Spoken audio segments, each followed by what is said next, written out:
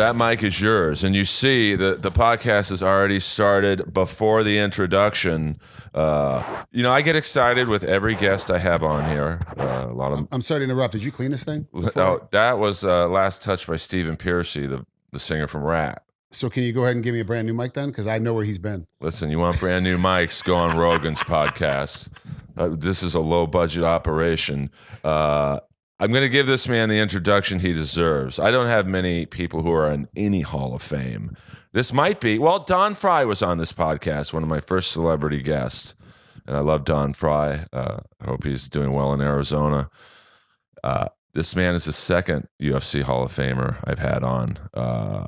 He's a referee now, which makes perfect sense. Please, and he's probably the toughest guy with the nickname of Twinkle Toes. Give it up for Mr. Frank Trigg. You know, I hate that nickname. I mean, I felt weird even saying it to you, but it is your nickname. I've been trying to get rid of that thing for now. It's been almost 20 years, right? Hold on. Yeah, 20 years. I'm trying to get rid of that thing for more than 20 years. I mean, I was first aware of that nickname through, I believe his name is The Voice, Michael Chiavello? He gave it to you, right? No. I got it. Louis Ciparelli, who was my manager at the time. His brother Rico was my trainer. They gave it to me because I paint my toenails. When I was in Japan, he asked a female fight fan, who was your favorite fighter? After the fights were over, and everyone's kind of, signing autographs and taking pictures, all that stuff. And she was like, I like the bald guy with tattoos. That narrowed it down to every American that was on the card. This was over in Japan. So it narrowed it down to every single American guy that was on the card. We all were bald. We all had tattoos. And she's like, the one with the twinkly toes. And it stuck. And he's like, yeah, that's it, Twinkle Toes. And he just ran with it. And then that became the nickname. He also came up with the natural for Couture. He also came up with, what was Henderson's? Hendo. Hollywood. It's Hendo now. Back when it was Hollywood Henderson. That was, Louis came up with that one too. Like, he came up with everybody's nickname that was part of the Raw team. And so, but I hated it from the very beginning. He gave it to me. I was like, no, I don't like it. And I tried to get rid of it and it just stuck. Thank God now, the Mike Beltran, the referee with the long two things. Super long beard. Yeah. He gave me a new one, Triggalicious. So now that's the new nickname's been running around as in the refereeing community is Triggalicious. Is the reffing community tight? Because I would imagine you're all up for the same gigs. Like there's a big card this weekend. Yep, in Vegas. Yeah, McGregor and Cerrone. Who's fighting? That one guy and that other guy. I got to be honest with you. I think there's too many cards. Like I don't even see this. This is a pretty big fight, and I haven't seen much on it. Well, let me correct you slightly. This is a pretty big fight because Conor McGregor is on this fight. It makes it bigger because he's fighting Donald Cerrone. So with the UFC, all they really need is a main event and or a co-main event to be huge. That will sell out the entire arena. That will maximize pay-per-views. So the rest of the card can be straight garbage, right? Honestly, it can be straight garbage. It doesn't matter. If they have a guy like Conor McGregor on the card, it's going to sell out. He sells out by himself. You put one of the baddest guys on the planet in Donald Cerrone on the card as well, it's going to do very well. You put those two together, it's fireworks. It's going to sell. And that's just how it works for those guys. Like I'm a heavyweight guy. I agree with everything you just said. And even if I didn't, I would still agree with you because you could kill me.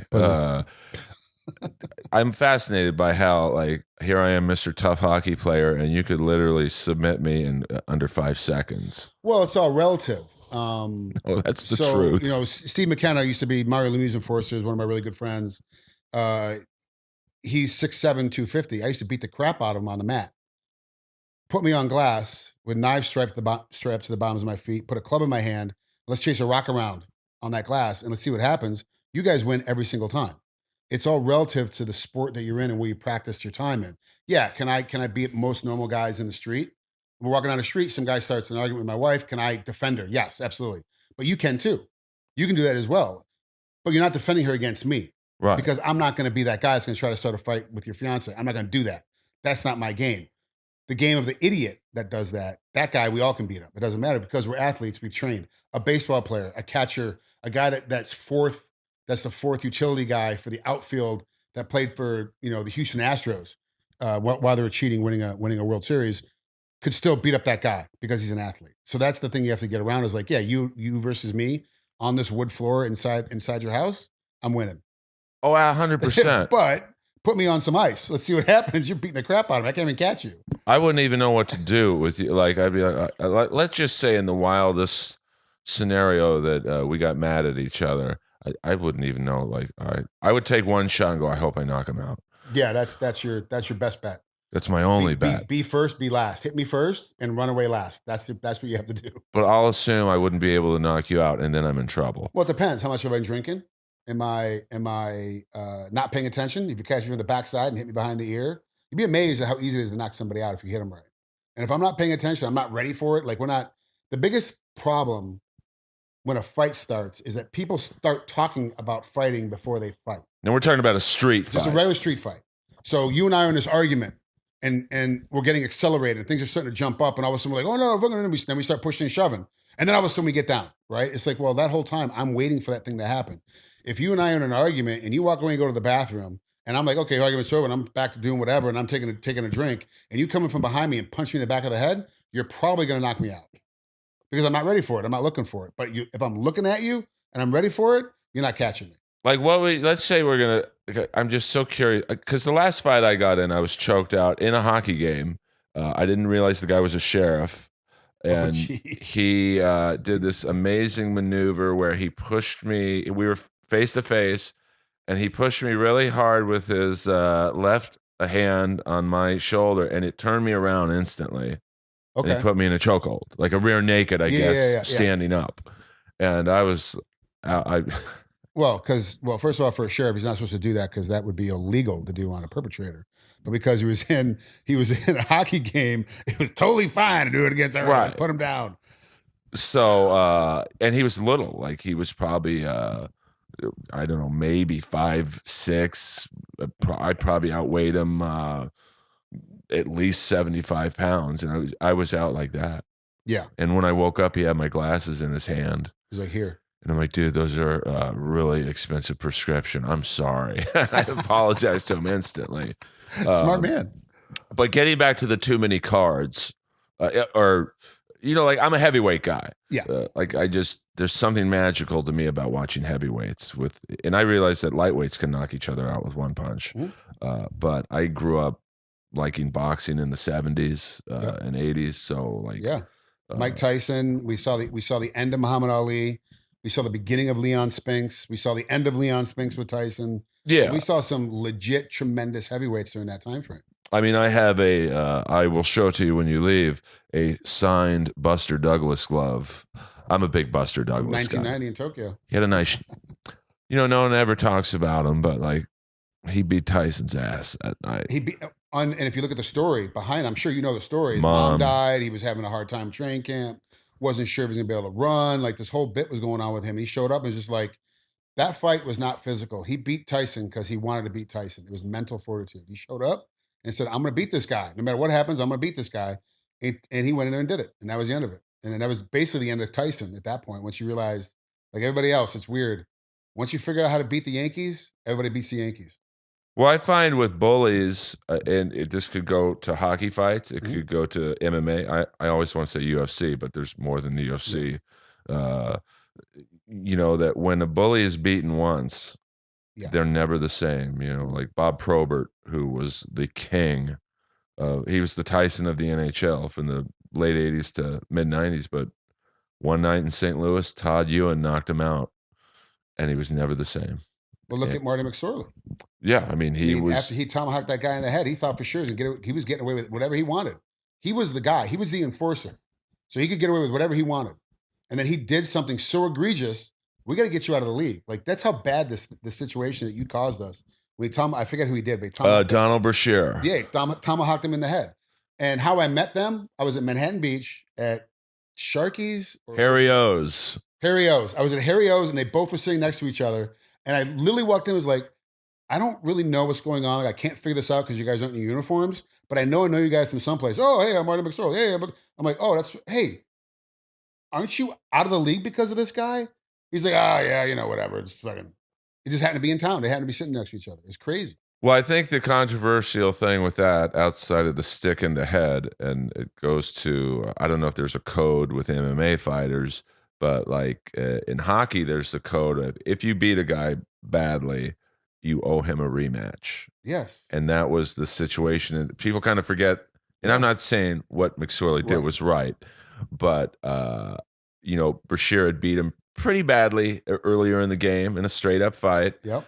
And he did he had this thing where when he would beat someone really bad, he would wipe his hands together like he was done with them. Right, yeah. And he went by the Bruins bench and did that, and that did not make the Bruins happy.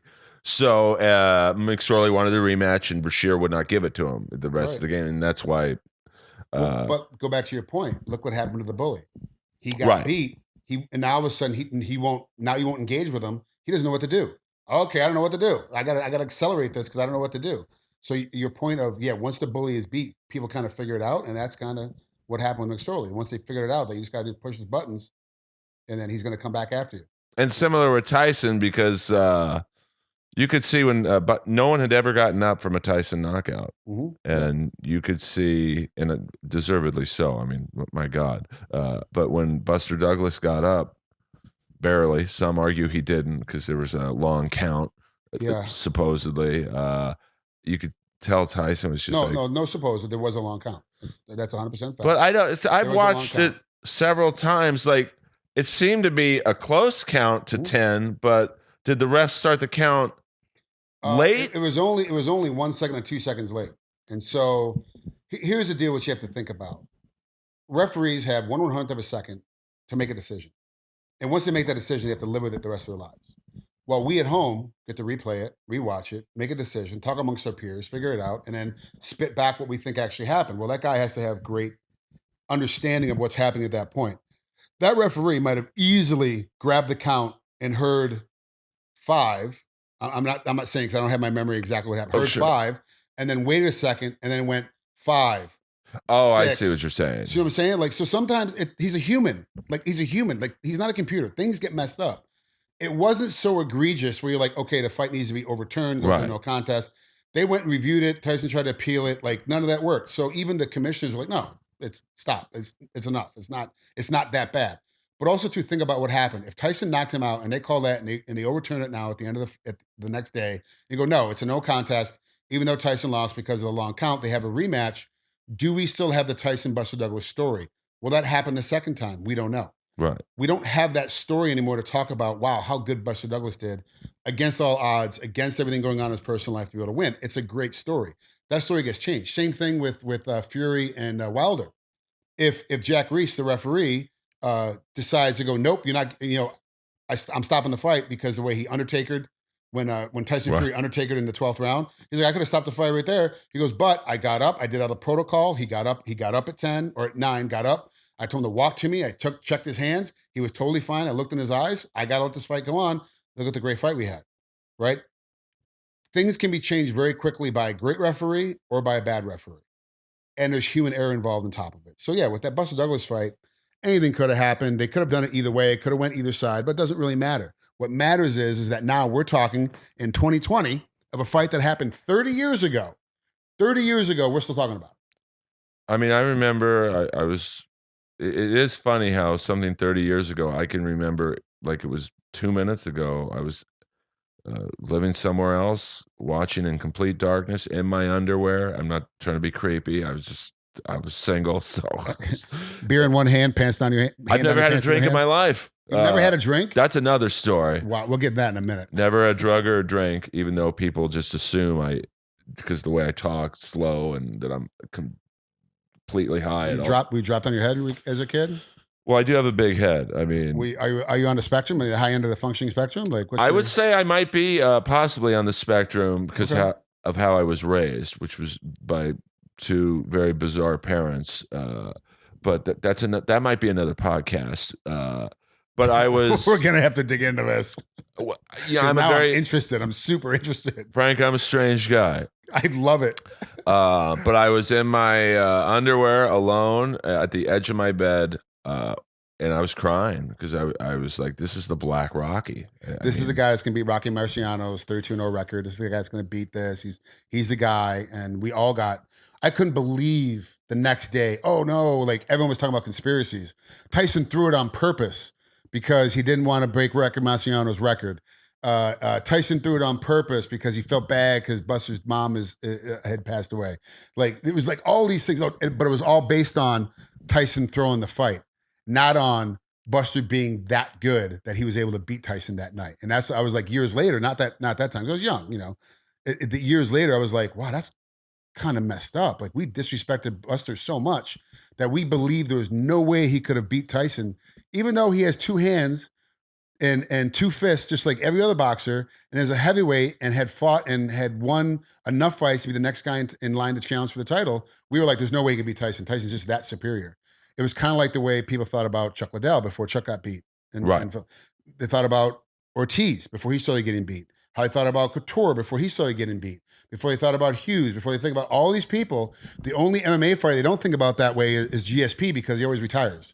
Right. He fights, wins a belt, retires. And then comes back, wins another belt, retires. And then that's his MO now, is that he's the guy you can't talk about like that because he never stays around long enough to get beat. He always just leaves right after he wins. Which is kind of smart. Because I thought the big, these two fights about Tyson, and this isn't a boxing podcast, but they're rarely talked about, is the two fights he had with Razor Ruddock. Yeah. Who Ruddock was really the first guy I thought to stand in front of Tyson and go, I'm going to take your best shot, but I'm also going to give you a few of mine. And he did. And I thought that that really fucked with Tyson's head of like, well, people aren't afraid of me anymore. Yeah. So why do you think he bit Holyfield? Because he couldn't get Holyfield. He couldn't bully Holyfield around. He just couldn't do it. And in MMA parlance, since I'm a heavyweight guy, Overeem, when people weren't really afraid of him anymore. I mean, I'm sure they're still afraid of him now. He's still dangerous, but when he got a little skinnier, got off all the steroids. Well, I didn't want to say that because I don't want to get you in trouble. Well, it doesn't get me in trouble. I mean, it's just remember he got popped for humongous levels of testosterone. He got hit for 17-1, right? 17. So testosterone to epitestosterone shouldn't be any more than 4-1, 5-1 at max. He was 17-1. So like I'm 51. I know you're not a doctor, but you would you guess I'm like 4 or 5-1 or maybe. So one of the things you don't know is I do men's health talks for this company called Universal Men's Clinic, which is a hormone replacement place for men. It's specifically go get testosterone, erectile dysfunction, like all these things that fall underneath men's specific health. This is what they handle. They educated me and showed me that I've seen guys that are 25, 26 years old, just coming back from Afghanistan, that have like 105, 106 free testosterone number in their system. Right. The lowest you're supposed to be is 350. These guys are coming back. They're young. They should be like, off the charts. 1900, 2000, like no problem. And they're coming in super low. You can't look at anybody and go, oh, I know your testosterone is high, your testosterone is low. You can't tell. I've seen guys that I look at them like, you're a flat, blubbering, don't work out, don't do anything piece of shit. And like, oh yeah, my natural level of testosterone is 1800. What the hell is going on? Like my levels are right now, I got tested just a couple weeks ago. I'm at 257 because I came off of testosterone for like two months to see my level drop down to. Right. I'm at 257. I'm like, wow, this is like incredible. But when I was higher on testosterone, I was actually fatter. Right. So it all depends on your body type. It all depends on who you are. It all depends on what you have going on. The assumption is that every athlete, as long as he's not overtrained and eats correctly and rehydrates correctly, is going to be in a position where they're going to have a high level of testosterone. So looking at you at 51, I have no idea. What's your sleep pattern? Are you staying up all night, getting up early, not getting enough sleep? Are you working out? Are you doing full body mechanics? Are you eating right? Are you drinking right? Like, are you drinking to excess? Obviously, you're not that case. Are you doing too many drugs? Obviously, you're not that case. So it's like you have to factor all these things, but the only way to know is to go out and get blood work done. The real check is, does your pee-pee work? Hey, babe, you want to go upstairs and do the nasty, or do you want to go to bed? That still works at a reasonable proficiency. Okay, then we're good. Then you're doing fine then. But like, I think people forget in Overeem's case, like at one point he was my size. Like when he fought Liddell, I think I want to say 93. I might be off on the year. But I think don't ask me, man. I'm horrible at years. Well, I figured you were probably there. You were probably on the card. I think it was in Pride. No, it wasn't maybe on that 2000, card. not 93. Maybe 2003. Yeah, I know what you meant. But and then all of a sudden he comes back a few years later. Horse meat. It's just like I've never seen a body transformation that he was 265, completely ripped, like no fat. So this is a true deal. His brother, I forget his brother's name. Valentine. They both grew at the same time at the same rate. Which I don't care if you're twins and you're identical, it's still not going to work that way.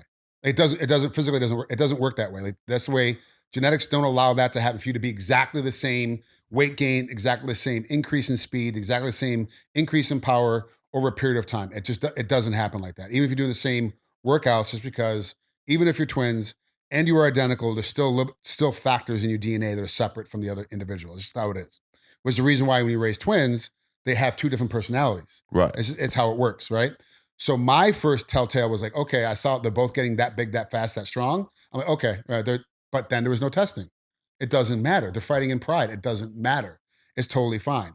Once everything became legal, and we've always talked about it before, the Pride coming over to UFC, how come everybody failed? Because all of a sudden it's the drug testing kind of changed things. But also, too, these guys you're getting from Pride were way past their primes. These guys were also like a Crow Cop, Crow Crop, the Nogueiras, Vanderlei, Fedor. I'm trying to think who else were the big names that came over. They had Bob Sapp, but didn't use them. I'm sorry. I apologize to the fans out there. I forget who else was coming over, but all those guys came over under contract.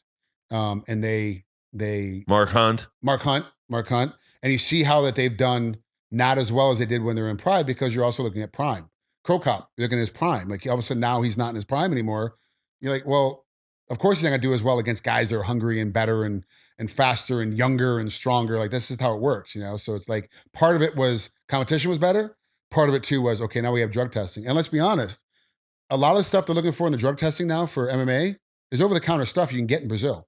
It's over-the-counter in Canada. It's over-the-counter in Croatia. It's over-the-counter in Japan. It's just, drugs you can buy. It's like it's totally normal. So these guys are looking at, now you had to have an educational change.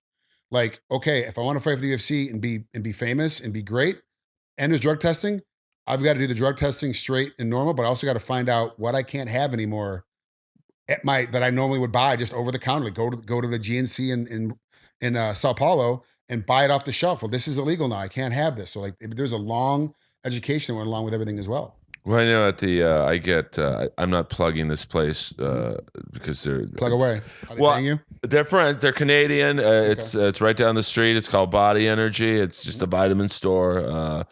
I like to support them over, say, like a corporate giant like GNC. 100%. And I was buying some pre-workout powder to take, just caffeine. And the guy's like, "You're not competing in anything, are you?" I'm like, at the age of 51, I'm probably no. Cycling. You can still be competing in amateur cycling. Yeah. Well, I guess that's true. And be getting drug tested. And I'm like, why do you ask that? He's like, well, this has some weird, I think ephedra or something. Yeah, illegal. Yep.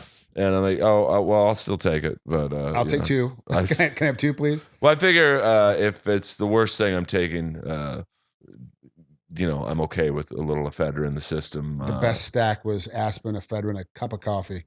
That was the best stack. Oh. Would you do that before a fight or before training? Before training, and then it became illegal. You're like, okay, no, I can't do it. All right, I got to back off. So I come from wrestling. So my thing, I was getting drug tested from the time I was 16 until I retired from the sport. I was getting drug tested all the time.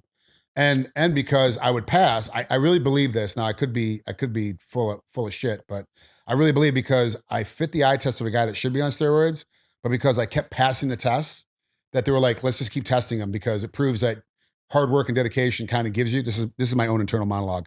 Hard work and dedication proves that you can actually have the body of a guy on steroids without having to do steroids. I was like, oh, then just keep testing me to show that everything's real and everything's okay. But the reality of it is that I was named, just kept getting pulled. And once I got done, like somebody asked me, maybe a year ago, like, what would it cost? Another interviewer was like, what would it cost for you to come back and fight? I'm like, I have a number. I'm not worth that number for me to fight though. But I know what the number is when you come back to fight, but I'm not worth that number to the promotion. I'm not worth that number to anybody involved. So why would they pay me that number? I was like, and on top of it, also too, I can't pass the drug test. But, because when Belfort and Henderson were on TRT. Yep, loophole. It was legal. I mean, what did you feel about that? Because as a fan, it was awesome for me to see like Henderson at 46, shredded, and like in Belfort, just like, dude, he was when he fought Tank Abbott. It was like, Jesus Christ, this guy's like, he's huge. I mean, did you consider that cheating for those guys or no? Because I wasn't in TRT back then. I wasn't on TRT. I didn't understand it, but I was like, no, it's not cheating because it's not illegal. So like for people to go back after like Jose Canseco from baseball, for them to go back after him made no sense to me. He was already out of the sport. And when he was doing it, it was legal. They weren't drug tests. Oh, well, I injected this and I injected that guy and I sold stuff to this guy and blah, blah, blah, and whatever. Okay, it's a great story. But why are we going after a guy? Because the rules have changed. It's the same thing, and forgive me for getting all over the place. The same thing with going after Kevin Hart for the Oscars, for the homophobic jokes he did 10 years ago. Yes, did he make a mistake? Should he have apologized? Sure, apologize. But it was a different era. You can't come after me for something that 10 years ago was funny as hell, that we all laughed at, but all of a sudden now is culturally insensitive. You can't be mad at me for something. It's like saying you drove 70 miles an hour on a road that is 55 10 years ago. Yeah, but the speed limit is 70 now, so I'm totally fine. I can drive 70 all day long. No, but back then you drove 70 miles an hour and it was only 55. So now I'm going to give you a speeding ticket. Well, how does that equate to anything? That's just stupid. So when Henderson and Vanderlei and Vitor and all those guys were on TRT back then, no, not cheating, completely legal. When they shut the loophole down, you saw in Henderson, we had a fight in Winnipeg. For some reason, Canada is the theme today. When he had a fight in Winnipeg, he had to come off because they had a loophole at the Winnipeg Commission. TRT is not allowed. So he had to come off for 8 weeks before he fought up there. And he's like, and then he fought, went to the training camp. He's like, okay, I'm off TRT. I'm not going to be on it anymore. And then 4 months or 5 months later, all the commissioners were like, yeah, we're all closing the loophole on TRT. No one can do TRT anymore. But Henderson already come off it on his own because he had a fight in a jurisdiction that already made it illegal. So no, not illegal. Now it's illegal. When guys get caught, I'm like, okay. But then also too, who was the female? She just got caught again for a tainted supplement. And she's like, I got to retire from the sport because now my ban is 4 years. Oh, right. Let me look that up. We're going to end the Instagram live feed right now. For those of you, you're going to have to go to Apple Podcasts, listen to the rest. This is MMA legend Frank Trigg. It's pretty exciting to have him on here. So support the episode, and we're going to look up who this girl is. I would guess it was Fallon Fox, but isn't she transgendered? No, she's out. She's out. She's out of the game. After Ashley Evans Smith beat her, that was kind of the end of it for her. It might be. I'm going to look it up, but I know she's friends with Angela Overhill. I know that for sure. But anyway, so she got hit because of a tainted supplement, and she proved the first time. Look, it was a tainted supplement that was approved by you guys in this commission. You guys, not this commission, but this USADA, WASADA, and I forget which one is which because I'm not part of the drug protocol. Is it Alex Nicholson? I'm not trying to interrupt. Nope. Oh, she got suspended 4 years. I'll figure it out. It might be just straw weight, maybe. I'll find it. Anyway, so she gets popped and she's like, I proved it was a tainted supplement from something that you guys have on the list of supplements I'm allowed to take. And this has a banned supplement in it. So you guys approved it. I followed the direction. I followed the protocol. I went through the list. I took something off your list. I used it. And now you're telling me I'm illegal. You got to do a little bit better about it. You have to do a little bit better about how these things are. She takes her suspension. I want to say like a man, but she took her suspension like a woman and walked it off. She comes back in. She gets popped again for another supplement that's on their list that she's shown is on their list that she's allowed to take. And forgive me, I could be slightly wrong on this, but if I'm wrong, then yell at Earl. Don't yell at me. You can sue me. That she now is getting a 4-year ban, and I'm like, this makes no sense. Like it makes no sense that this is. If you give me a list of supplements I'm allowed to take, you are then telling me that these supplements are okay for me to take. I take that supplement, and then I get popped hot, and you test my urine, and you find out that I'm doing something illegal. I prove it's from this supplement.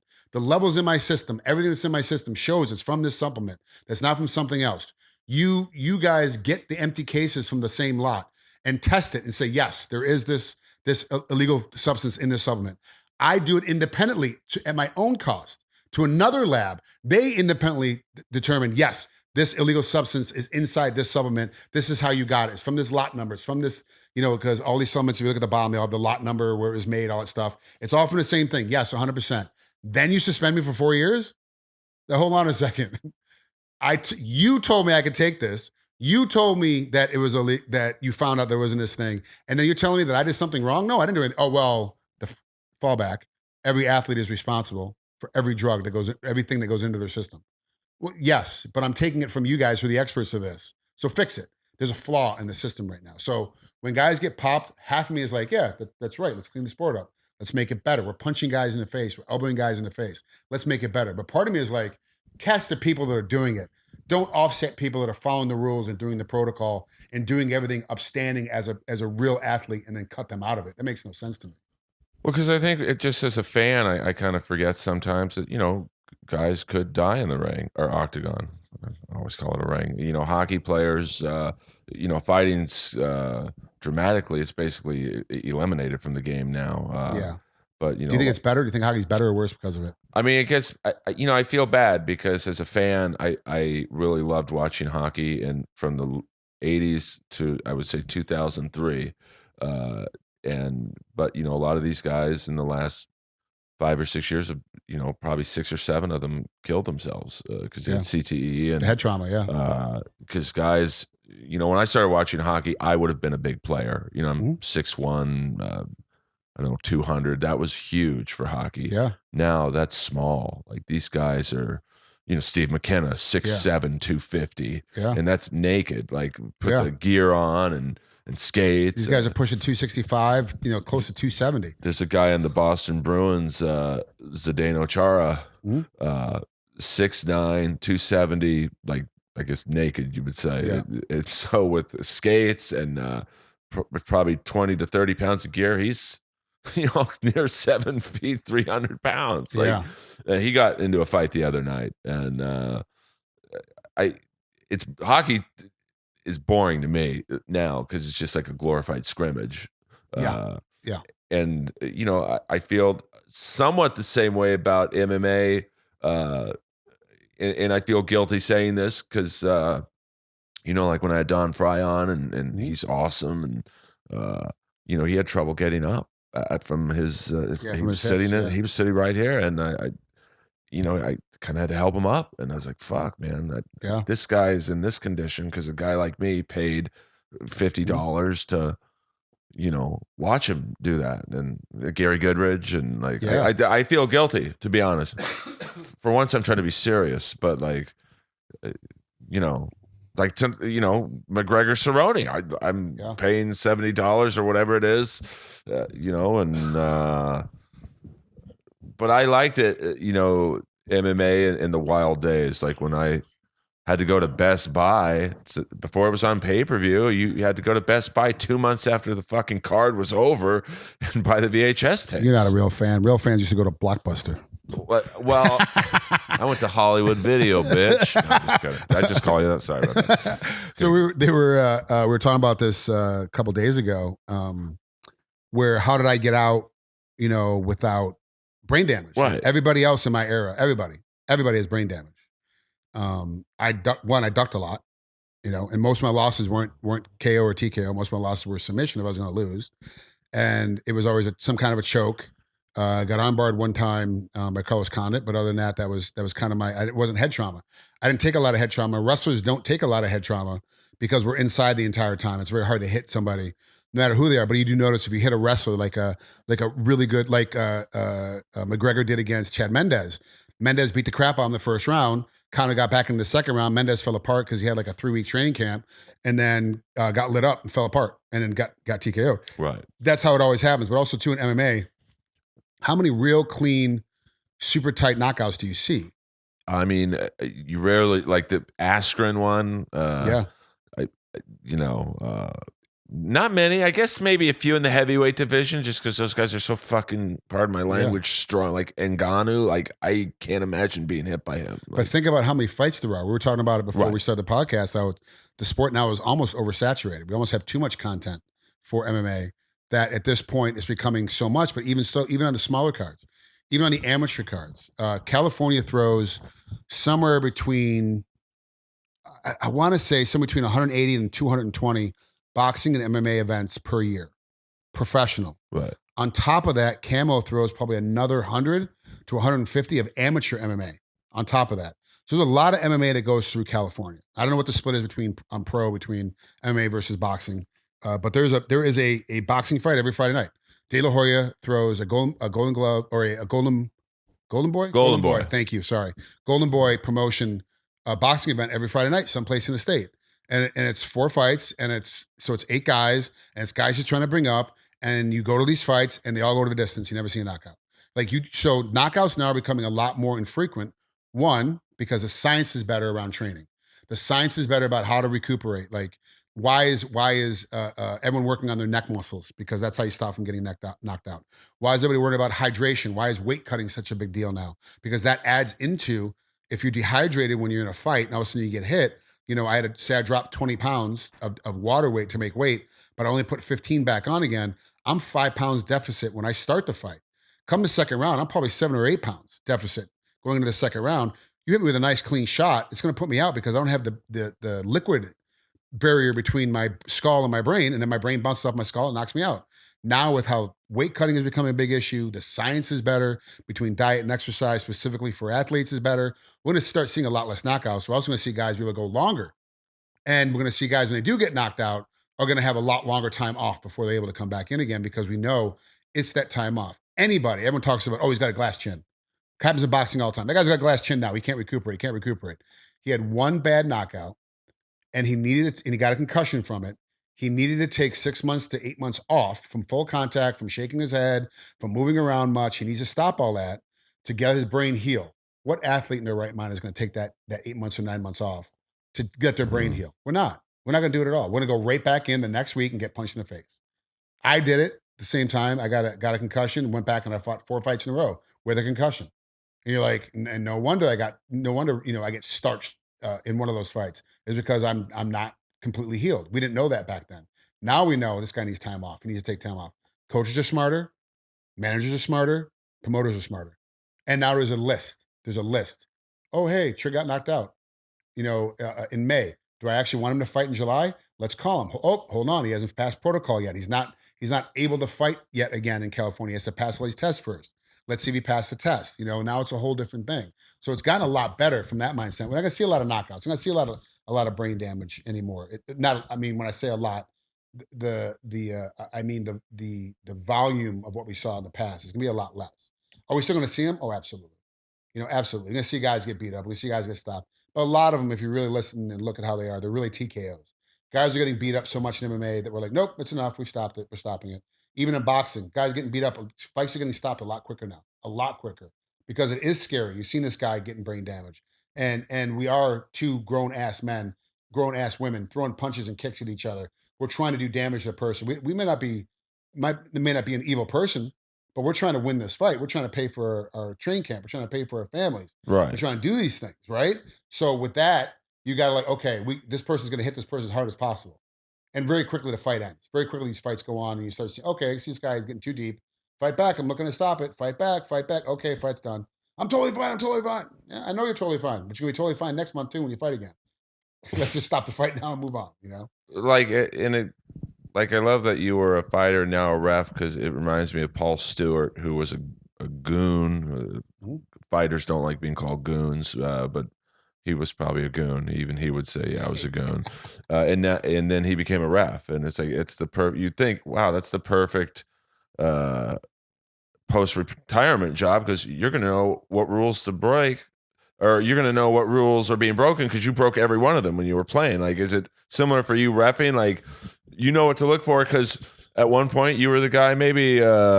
So you might want to go out and get something to eat and come back, and you'll have time to be able to listen to it later. I love it. This is a long story. Let me tell you this right now. You are the perfect podcast guest, and I don't say this to kiss your ass, but like you don't give one-word answers. Like I've had some guests, and Don was the same way. Hey, tell us about your fight with Gary Goodrich. I could have left and ran a marathon and come back. He'd still be talking. So this is heaven. Take as much time as you want. So I was talking crap about how bad the judge and the reffing was. And I was like, my friends are going to kill somebody, or I'm going to watch one of my friends die. It was getting that dire. John McCarthy overheard me talking about it. He's like, oh, you think it's so easy? Come and take my course. I'm like, fool, I just stopped fighting. I know all the rules. I know what I'm doing. I'm going to take your course, your stupid little command course. I'm going to blow right through this thing. I know everything there is to know about fighting. There's nothing, not one damn thing you can teach me in your course. 3-day course. One of the most intensive courses I've ever taken, besides me working on my captain's license right now for charter, so I can be a charter captain. I learned so much in that course and failed miserably.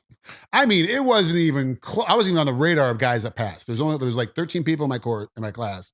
I think 1 or 2 people passed the first time I took it, and everybody else failed. I was the bottom of the heap. I knew less than the guy that was just a fan. I literally had no idea what I was talking about. But I would think someone who fought in Pride back in, let's just say, the renegade days, that you would have passed easily, because you saw probably 100 times more than, say, what an amateur fighter who never made it and who's now a ref. Like, what did you miss? Everything. I actually didn't know what the rules are, and this is a problem that's very unique to MMA. Most fighters, coaches, trainers don't know what the actual rules are of MMA. They don't actually know what the rule is. And by commissions, there's slight differences within each commission. 1 hand down for a downed opponent, 2 hands down for a downed opponent. Which way is it? How is it? Whatever, blah, blah. It changes per commission, and that's fine. There's little minute rules. It's still 5-minute rounds. It's still either 3 rounds or still 5 rounds. That's pretty much it. Eye gouging, fish hooking, all that stuff. But there's a lot of other little nuanced rules that people don't even know. A lot of the commentators don't know what the actual rules are. Like, they don't really know what they're talking about when these rules come through. I was like, I couldn't believe what I didn't know about the sport that I competed in for 15 years, that I actually didn't know what the hell the rules were half the time, and what to look for as a referee, what to look for as a judge, to be able to judge this fight on its actual merit of what the fight is happening, not being boxing heavy, not being submission heavy, not being wrestling heavy. Oh, the guy took him down 3 times, so he must have won the fight. No, you got to look at the entire fight from different positions. What is actually causing damage? What is actually happening in this fight? You have to know all these positions. I knew nothing. I had to go back in a year later and take the course again, and I barely passed the second time. It was, so I didn't actually pass the second time. And John is the person who passes or fails you. John and Elaine, his wife. They do everything. And Jaron, his partner, they review, look at everything, they go all of it. I actually didn't pass the second time. How I passed the second time was to go in. I had to take 6 weeks of privates with John, once a week for 2 hours at his gym in Valencia. I had to sit there and go through and do privates with him, how to ref, how to judge. At the end of 6 weeks, I got to ref 3 fights on the University of MMA amateur bout for camo. I refed 3 bouts. At the end of 3 bouts, he goes, okay, now you've refed 3 live bouts at the amateur level. Now you've gone through all the protocol. You are now ready to say that you have passed your course, and I got my check mark that I passed command course. Now I've got to go do 100 bouts at the amateur level. 100 bouts at the amateur level. 100 bouts, not 100 promotions, because you might get 3 or 4, sometimes 5, depending. If you do Antonio McKee's event down in Metro, you might get 3 or 4. But if you do Jason Stewart's epic fighting down in San Diego, he has like 22 fights on his card. You might get 5 or 6. It just depends. But you have to do 100 bouts before you can apply for your pro card. That's the rule. That's the rule. If you've never ref before, you come to the state of California, you have to do 100 amateur level bouts. You can't start reffing at the amateur level until you pass Herb Dean's or John McCarthy's course. That's it, period. That's just how California does it. That's the reason why California has the best refs and judges, because everybody had to go through this protocol coming through. There's other fighters that are trying to be referees and judges right now. Chris Lieben has passed. He's been doing a very good job down in camo right now. Doesn't quite have his 100, so he can't be a pro yet. But he's also still fighting bare knuckle boxing, so it's a little weird to still be competing and then try to I know. I said the same thing to him. Why? Why are you still fighting? Stop. But he might need the money. He's got a kid. He might need a, I mean, he went through a divorce, lost his gym not too long ago. So I'm sure he's trying to recoup some of that money back. And I'm sure that bare knuckle boxing is giving him that avenue to do it. So good for him. Every man has his own way of making money. Ray Elby, Christina Santos's Cyborg's boyfriend. He took the course twice as well. He failed the first time, had to come back and take it a second time. And it is very difficult to get started in the game. So for MMA, it seems like it makes sense for an ex-fighter to come in and start being a ref or a judge. It really doesn't, because honestly, most athletes, you think, give me Tom Brady. Say Tom Brady retires right now and becomes a referee, right? Which he wouldn't, because it doesn't make any sense. And I'll get to the reason why it doesn't make any sense. Not because he's not very good at it, but I'll give you the reason why in a moment. Tom Brady becomes a referee. He legitimately is going to have no idea what the hell he's looking at on defense. He's going to have no idea. He's been a quarterback his entire life. All he's worrying about is passing interference. And he barely knows what the hold looks like in front of him because he's too busy looking downfield. So how is he going to be a good referee? Referees have to see everything. We have to know everything. How is he going to be a good referee? It makes no sense. Brady cannot be a referee. Finances. He showed up at the field and made game day check.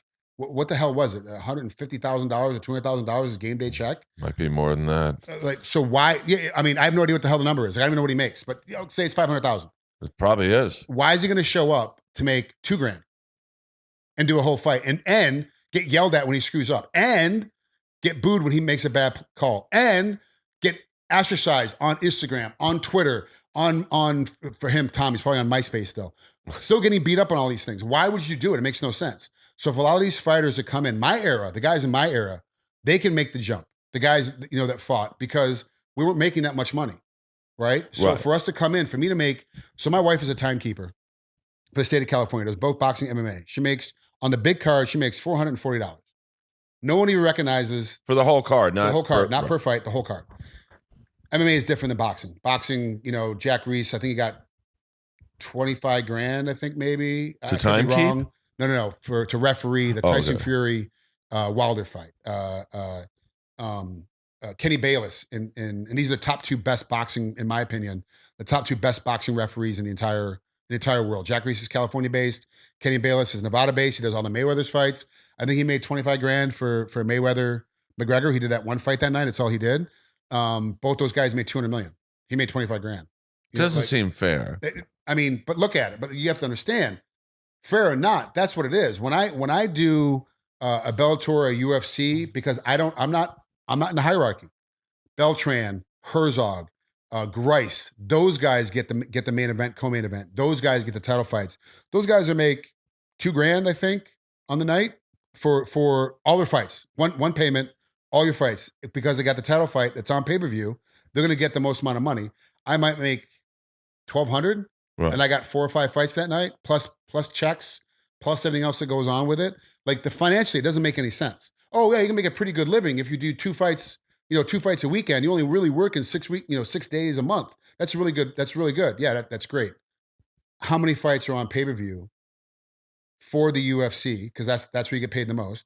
Pay-per-view for the UFC with a title fight in a state you're working. I'm only licensed in 2 states, California and Hawaii. That's it. So how much can you actually make? You break it down, you're like, wow, that guy, for him to work, you would have to work every single weekend. Every single weekend, a guy like Herb Dean has to work every single weekend to eke out a living, to scratch out a living. There's no money in it. So financially, most of these fighters, Conor McGregor is never going to ref or judge. It makes no sense.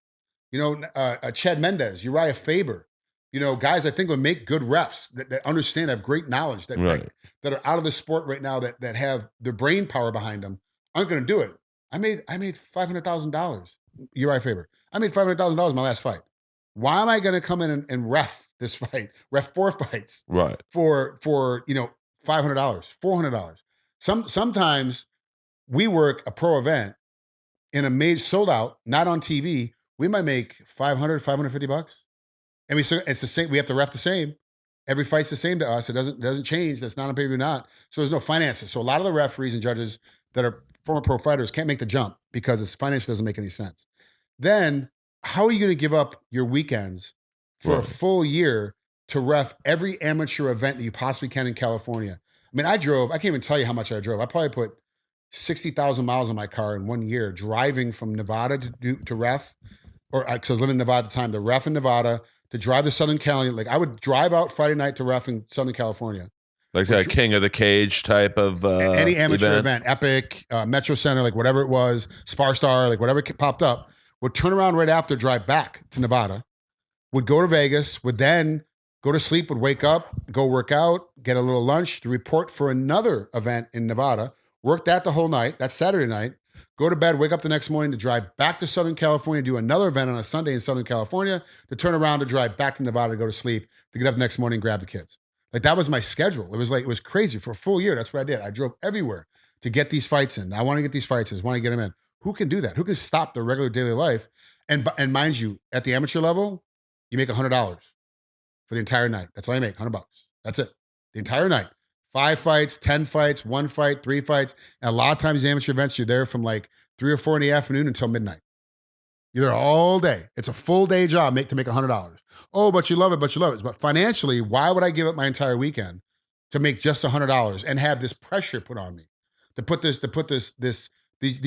amateur fighters are trying to make the pro leagues. One loss for them is the difference between going to one of the big shows, UFC or Bellator, or having to go to one of the minor leagues because they got a loss or 2 losses. Like it's a big deal for them, right? You screw up one time, you screw up one guy's fight, man, dude, you've ruined his life. Like you've ruined his income potential coming in the next couple of years. Like this is a big problem for $100. Right. It's really hard to make this jump. Then to jump into to judging, because reffing is kind of fixed right now, but judging is the biggest issue.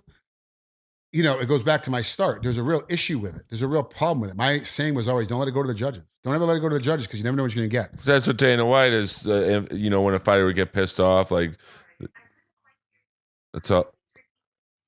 See, that's my phone just listening in. If you don't think they're listening in to you all the time, they're listening in all the time. I didn't say Siri at any time. I didn't say Alexa at any time. My phone picked up. Like, what the hell? Me and Frank just had a threesome with Alexi.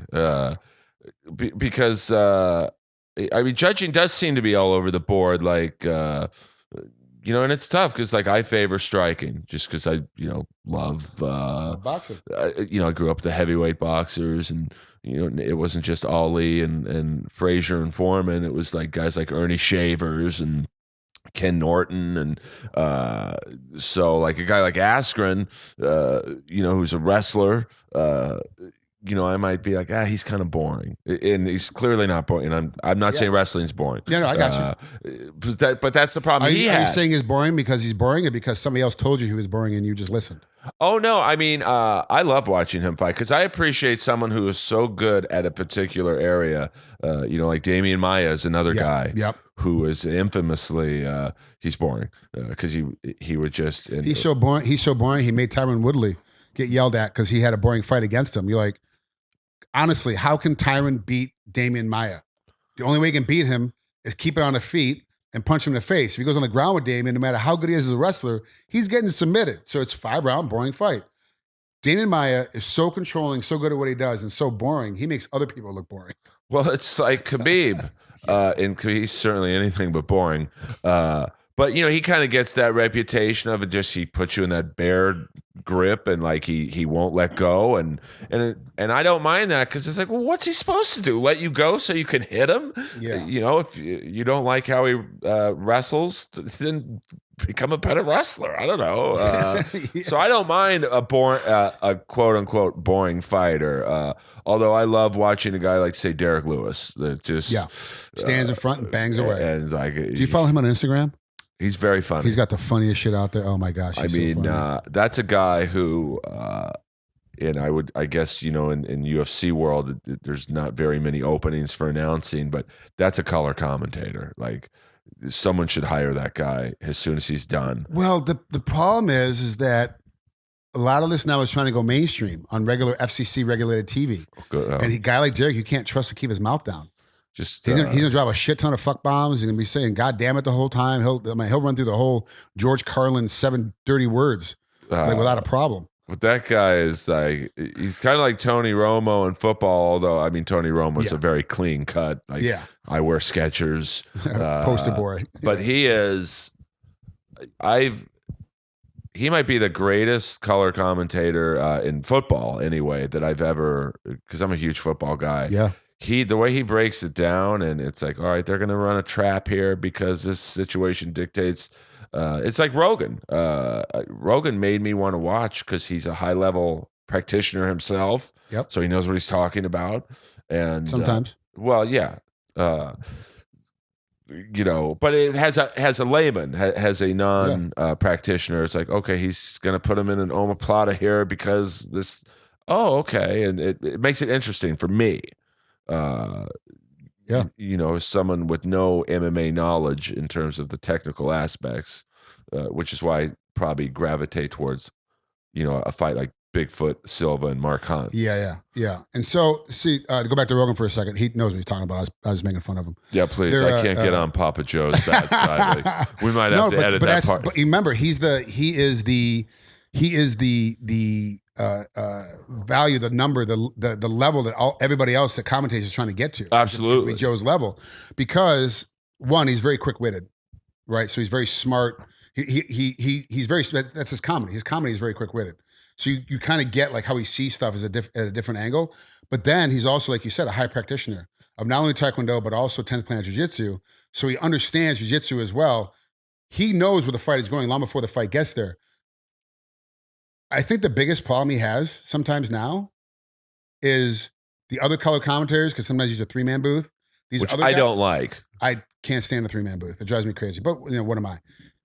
Well, you're a guy who's in the UFC Hall of Fame. I'm not. But like, I don't like, I just think two voices in any sport are enough.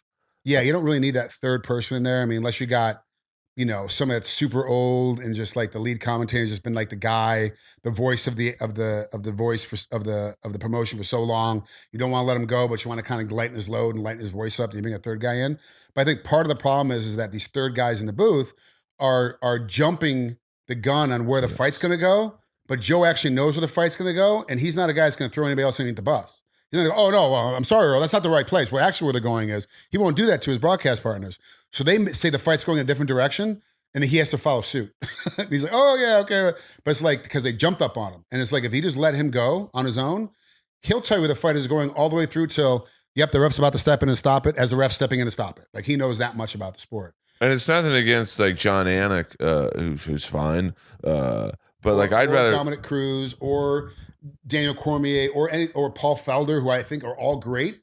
They're amazing when they're on their own with just two people in the booth. Right. But when you get to that third person, I'm like, oh gosh, here we go. Like now, and I can keep like, okay, let's find out how many mistakes these guys make as they're talking because they're trying to outdo Joe.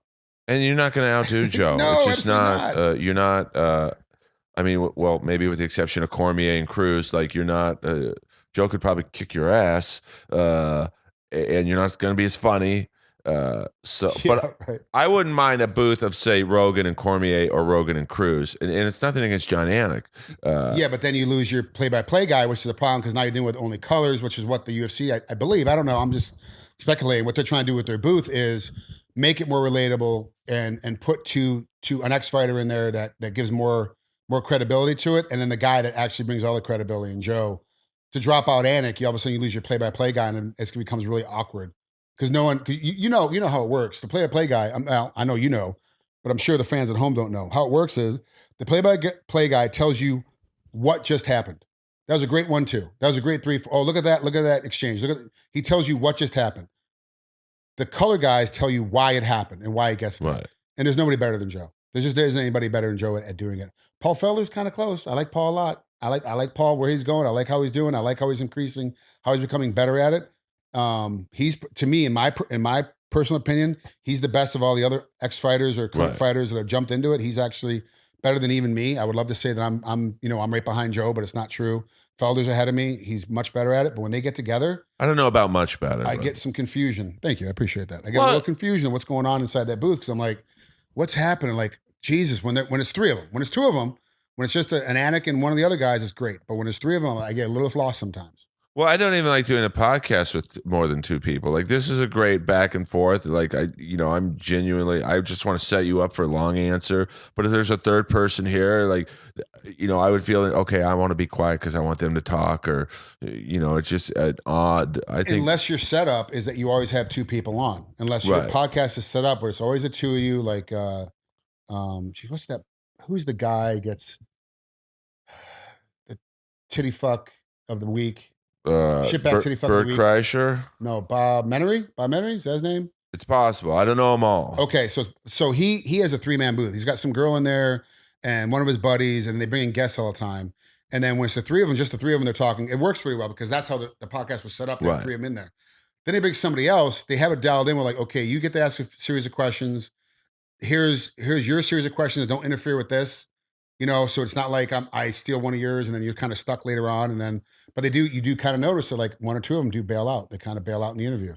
Like, oh, they just don't ask anything. They just don't talk the entire time the guy's being interviewed. And you're like, what happened to that other voice? Like, where is that other voice now? It got But quiet that's on me. Like Yeah. I'm not an alpha male in that regard. Like I'm like, well, I want this person to get their lines in, so I'll just be quiet and like listen and like. But that doesn't make for great TV when you or a Where were podcast. you born and raised? It's a very interesting Bel Air. Really? Bel Air, like Really? Bel Air here. that Bel Air. Like Prince of Bel Air, where Yes. okay. Your So- family's rich? well, here's the thing. Or were they servants?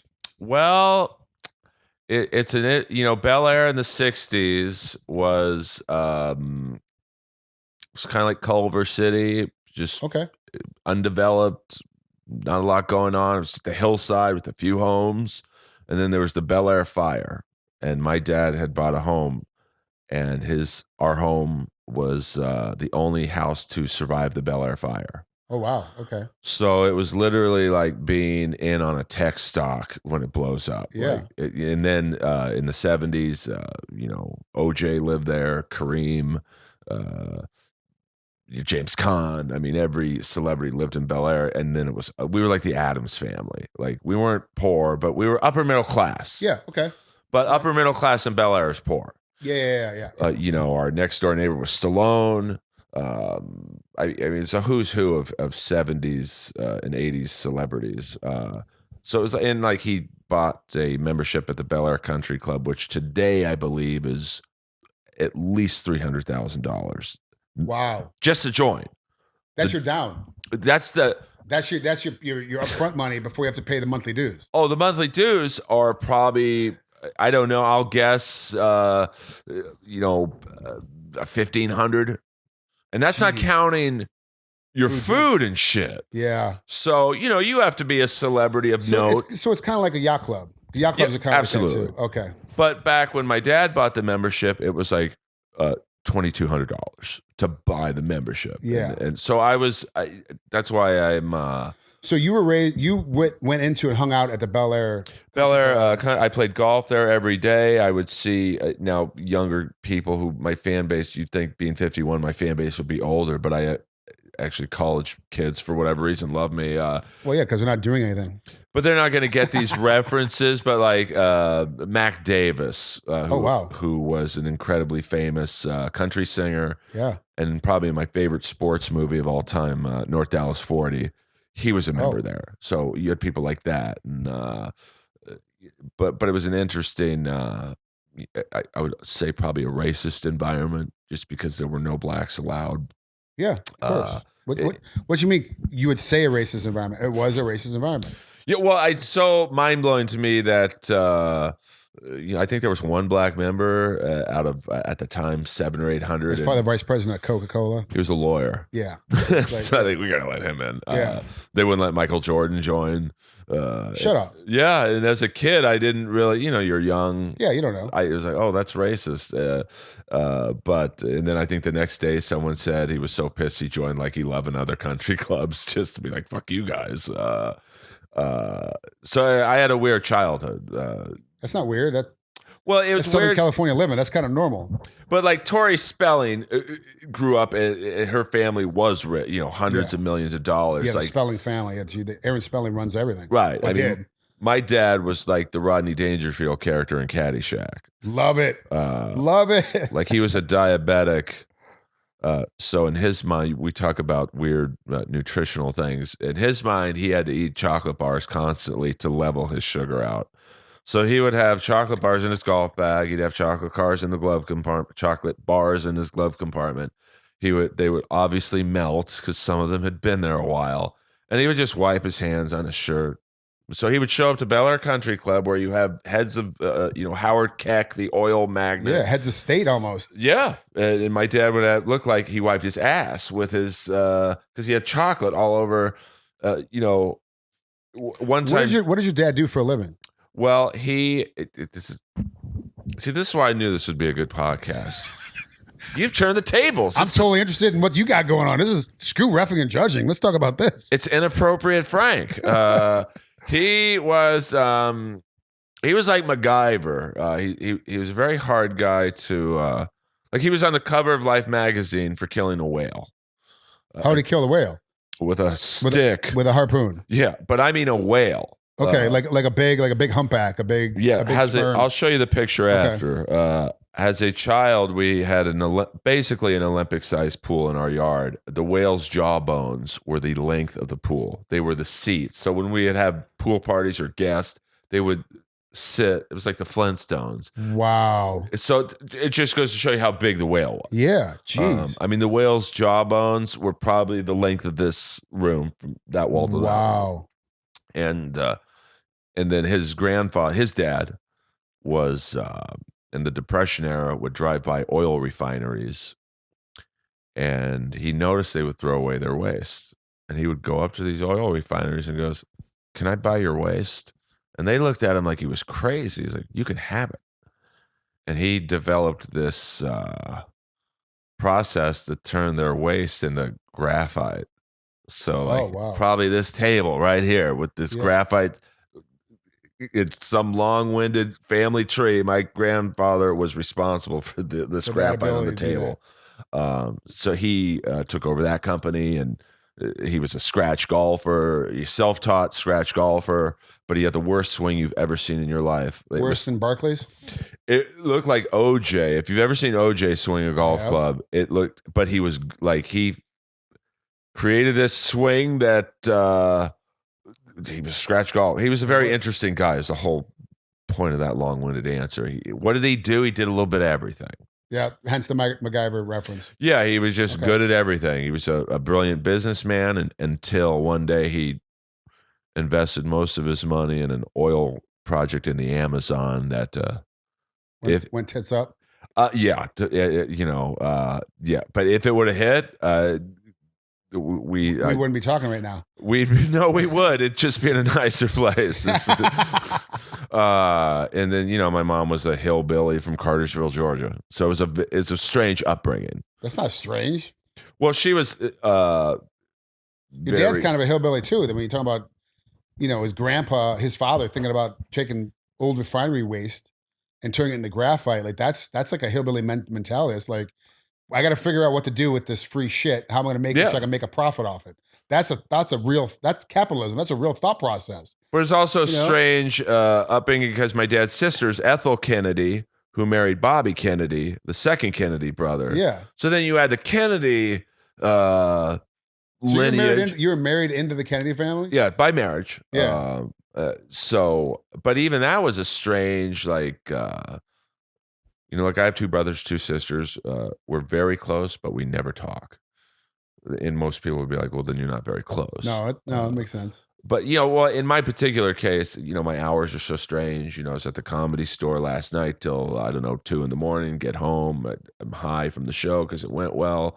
So I don't. High from the show. Sure. Okay. No, I've never done anything. Well, I know. Probably with what I walked around and smelled, I probably did get a buzz. This is California now. It doesn't matter. Yeah, it's all legal. But you can not smoke and you're still going to get high at some point. So, I woke up at 11. I'm nervous about you coming over just because the way I do my podcast is I don't plan a question.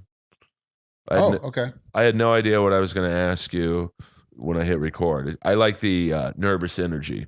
Gotcha. Okay. And here we are an hour in, and I could go on for another hour. Easy. I got no problem. I got nothing to do today. I'm done. So I'm nervous about you coming over and like, okay, is this going to be? Because, I've had one interview that maybe didn't go the best. I won't mention their name, but they were famous in the 80s. And, I imagine you probably... Roger Rabbit? I wish. Jessica Rabbit. Well, I would have her.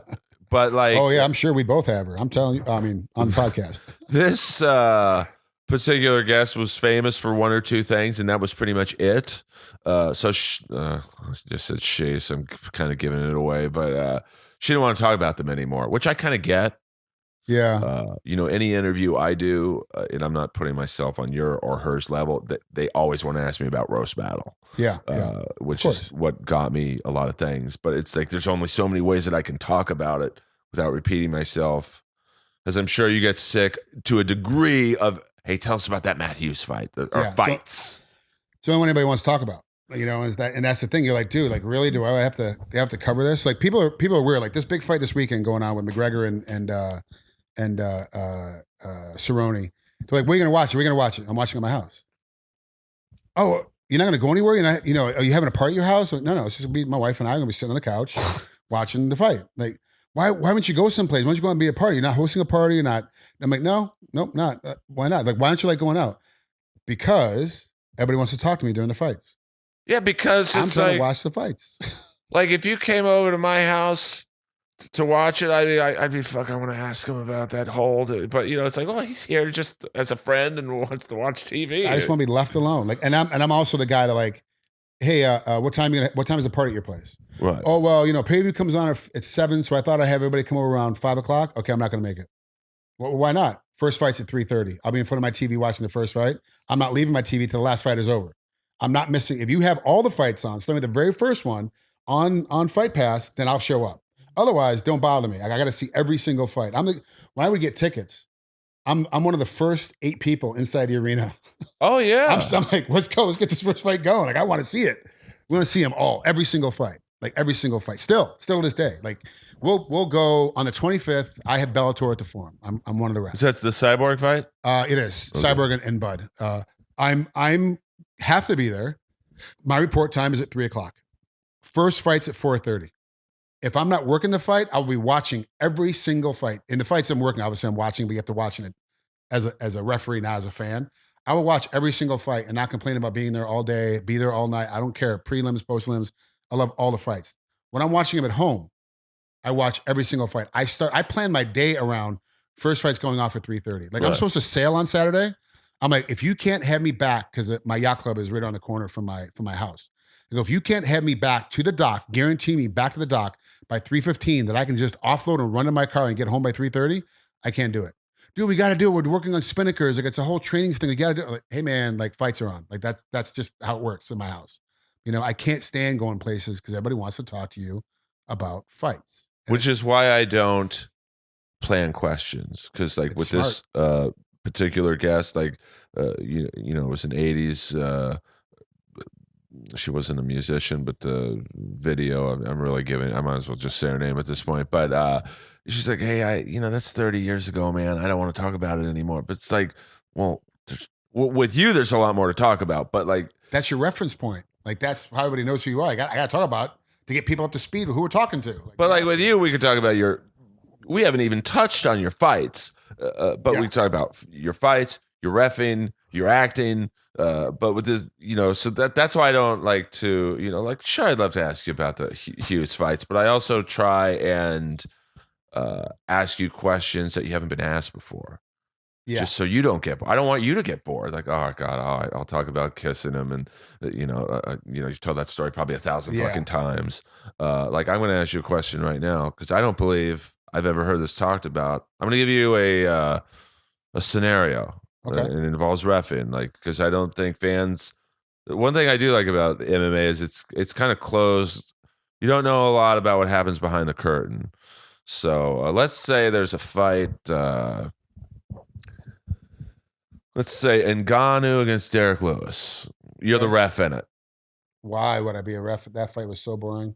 But I'd be all right. Well, let's go old school.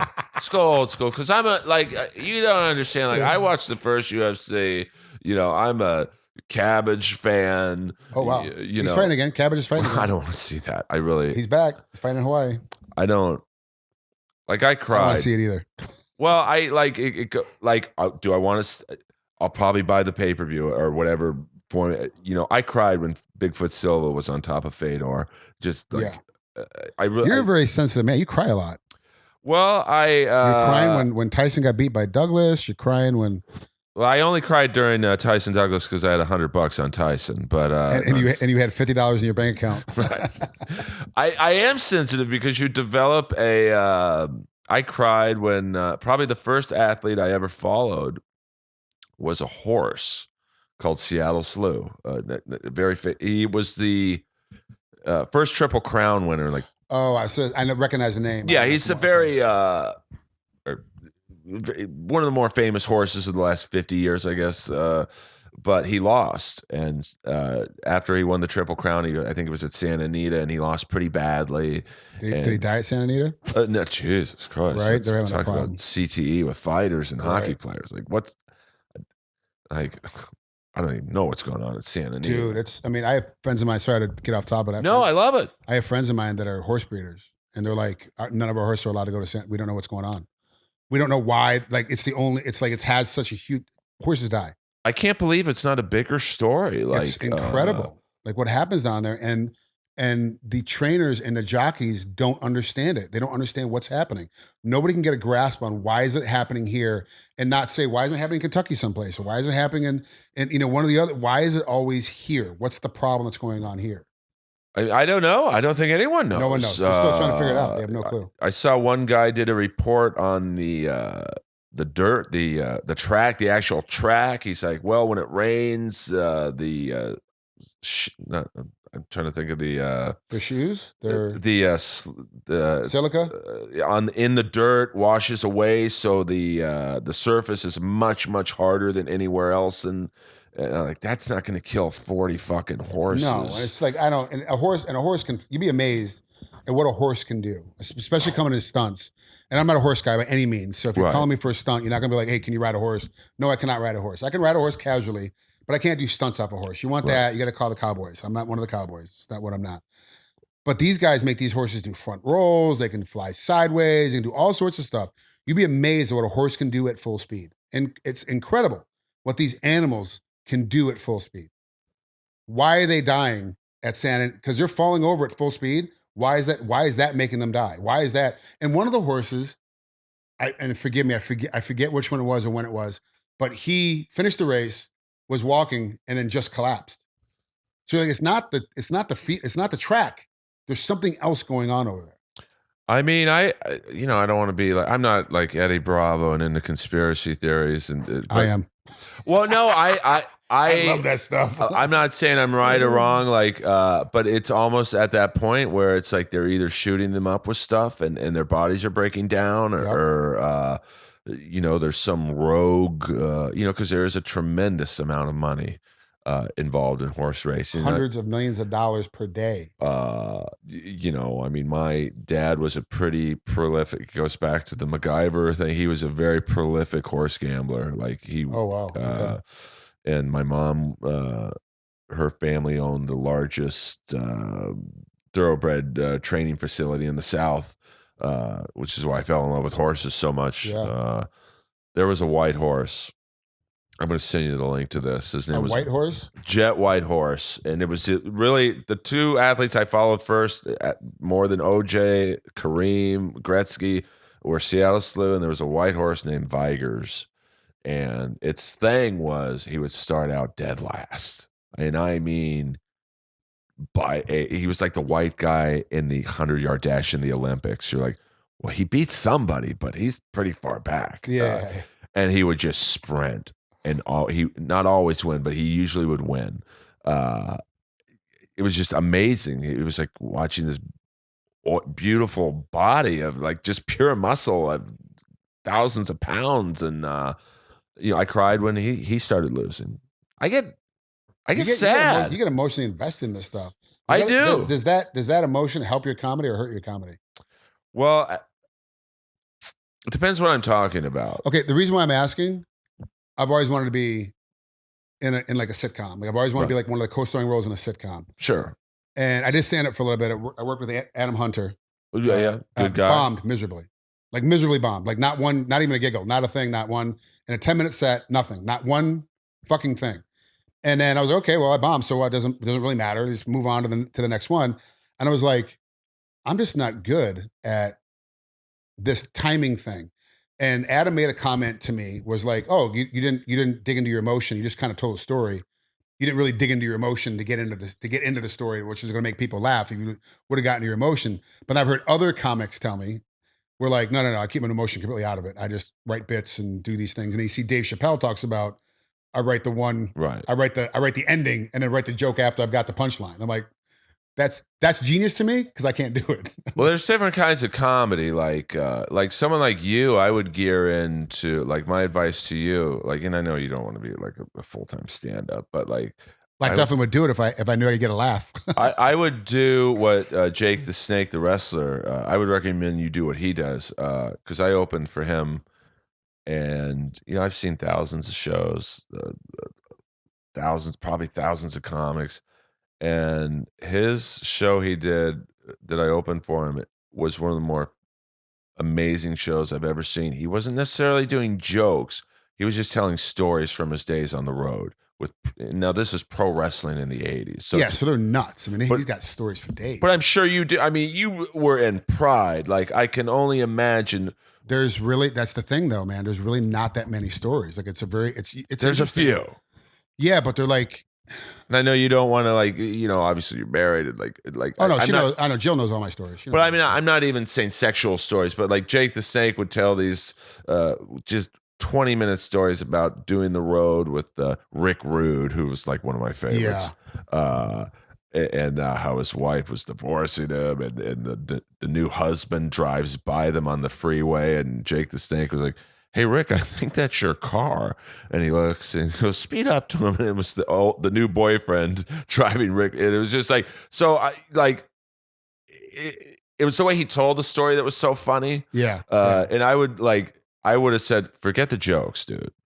Tell a story about maybe training, maybe a particular fight, someone grabs you in the balls or whatever. Because that you have something that 99.9% of comics don't have, and that's an experience at something that none of us did. Oh yeah.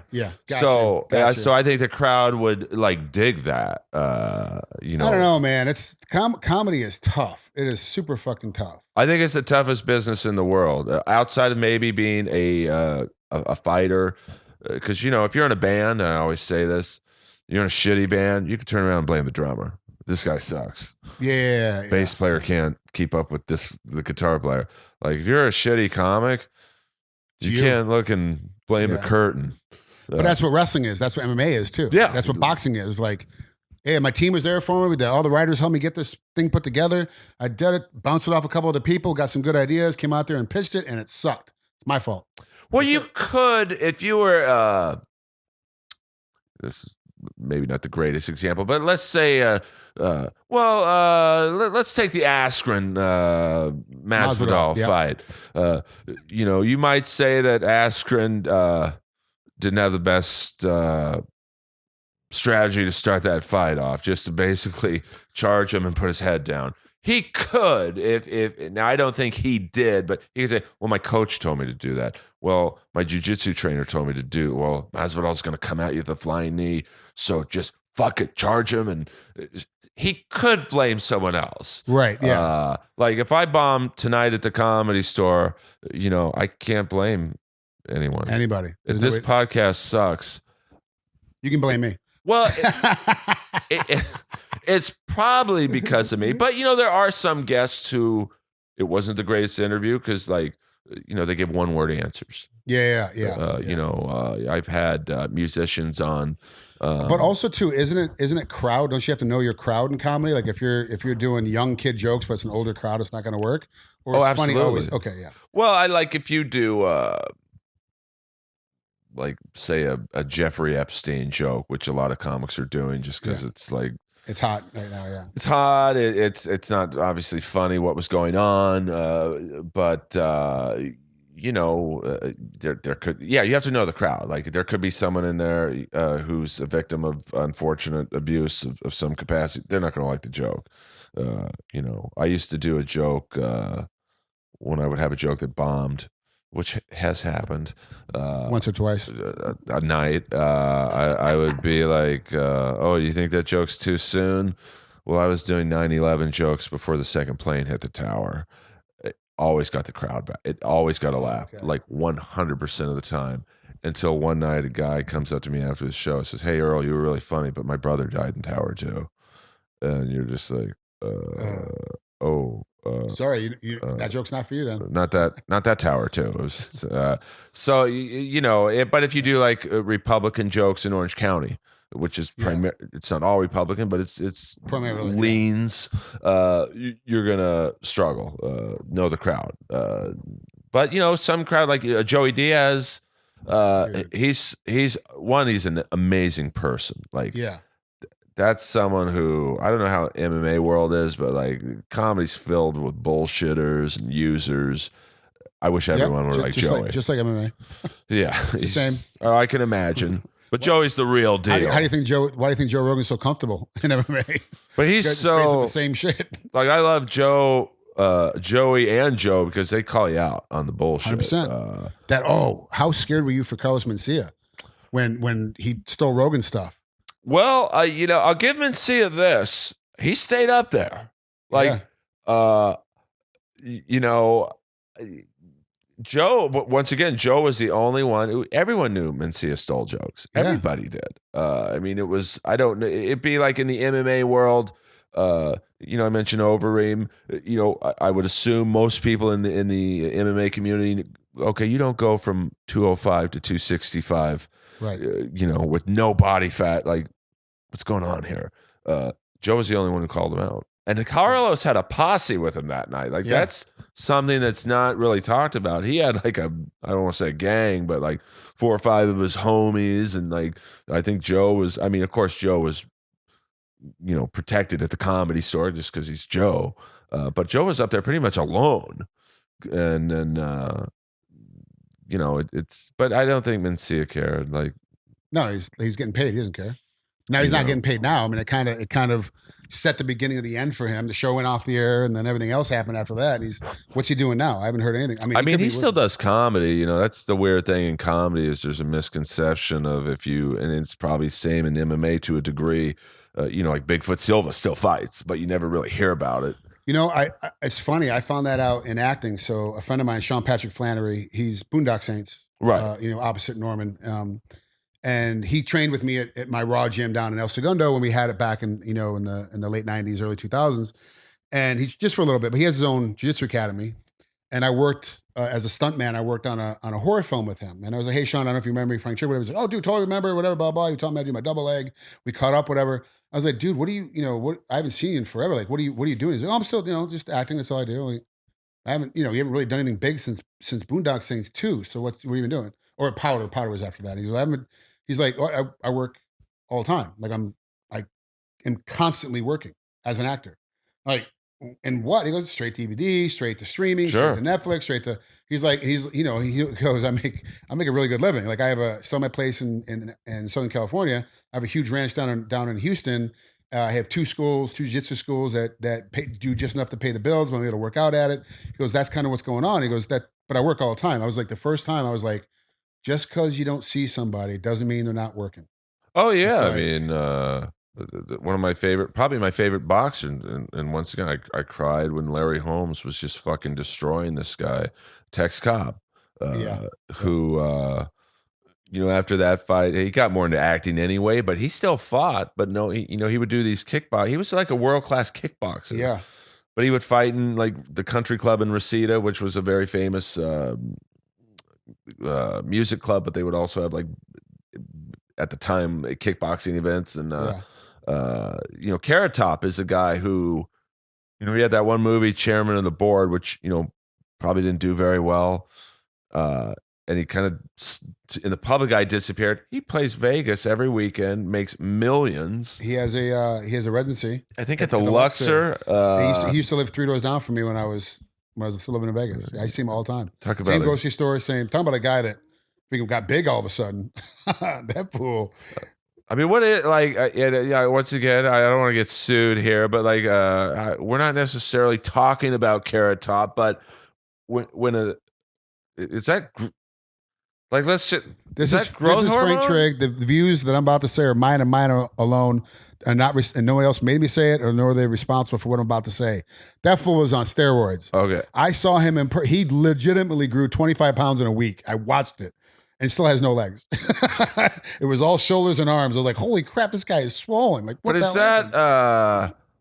like growth hormone or is it? No, I mean, it could be anything. Because remember, in our part of Vegas, which is up towards Summerlin, I don't know if he still lives there now. It's been years since then. But he used to live up in that area. But also, too, that's where Jay Cutler was.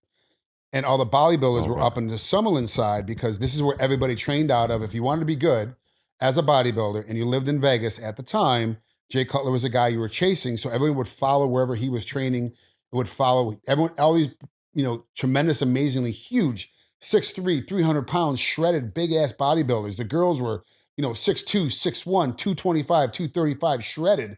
Were going and doing Pilates. You're like, why the hell are you doing Pilates? Because Jay Cutler said it's great for your abs. Long, lean out these abs.